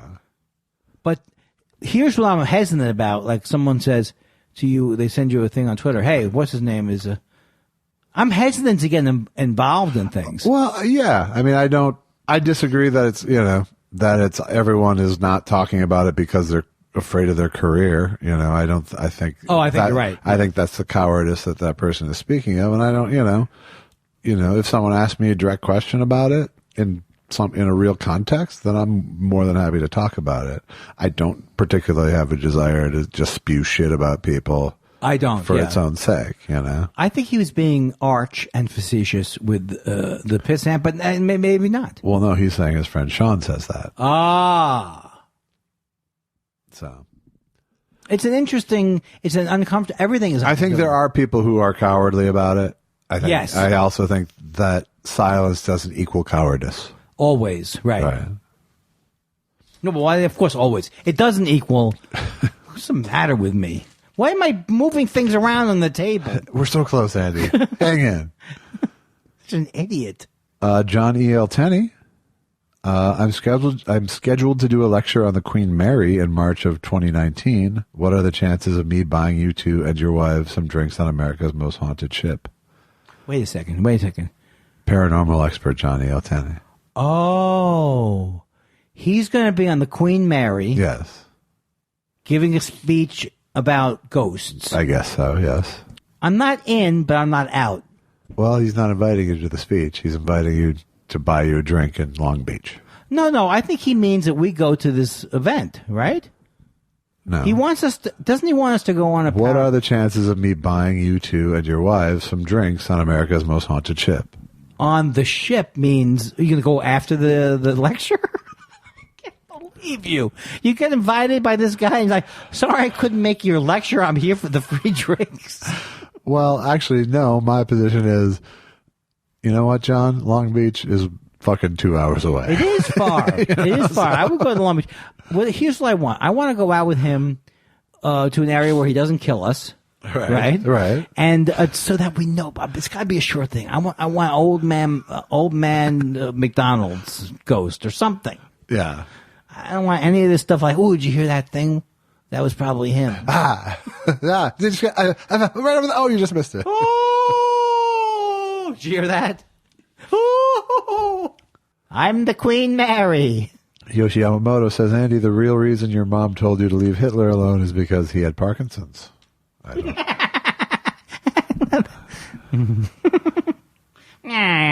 Leave him alone, see? Hitler's got Parkinson's. They have so many commercials on for Parkinson's. They have commercials on that if you're hallucinating from Parkinson's, they can help you. That's right. That's why is that funny? Well, it's not funny, but why is it? I mean, it's like I know that they've lifted the cover off of not being able to advertise, but I mean, it's going to get to be like, hey, are you in the mood to kill yourself?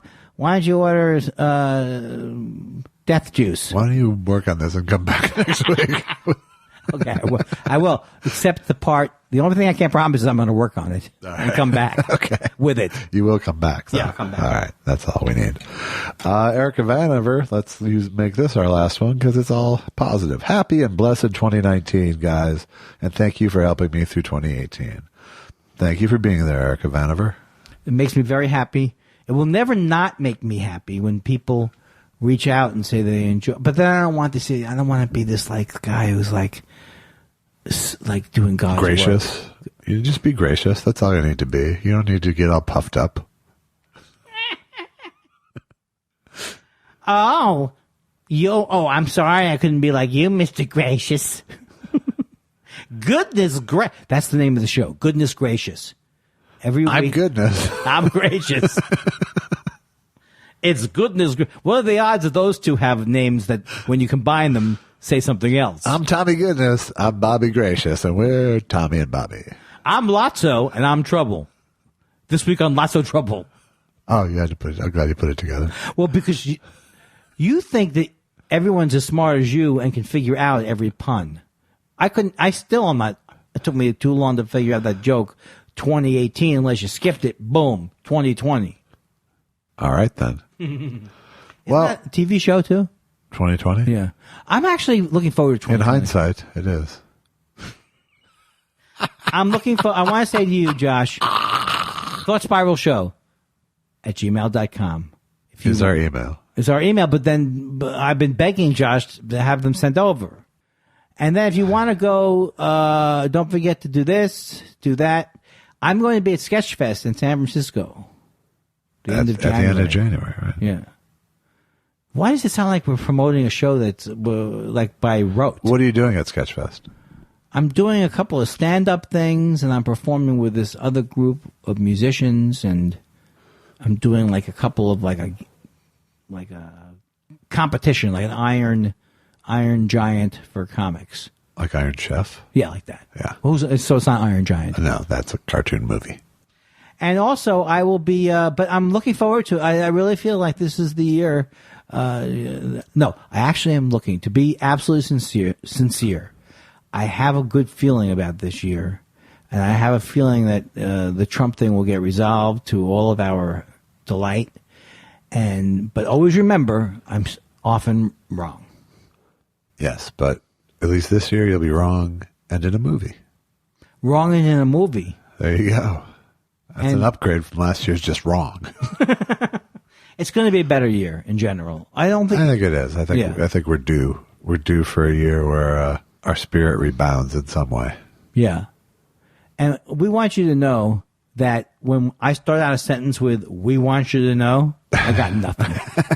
we hear a thought spiral. That's what we writers call a handle. That's He's right. Putting a handle on a sentence. And so this is why it's good if we had an outro catchphrase. It would be good. Because from your pod, from your computer. But we would immediately abstract it. You think we would? We could never do a straight outro for more than 3 weeks in a row without starting to abstract it. Well, then I'll write the song. That's another episode of Thought Spiral.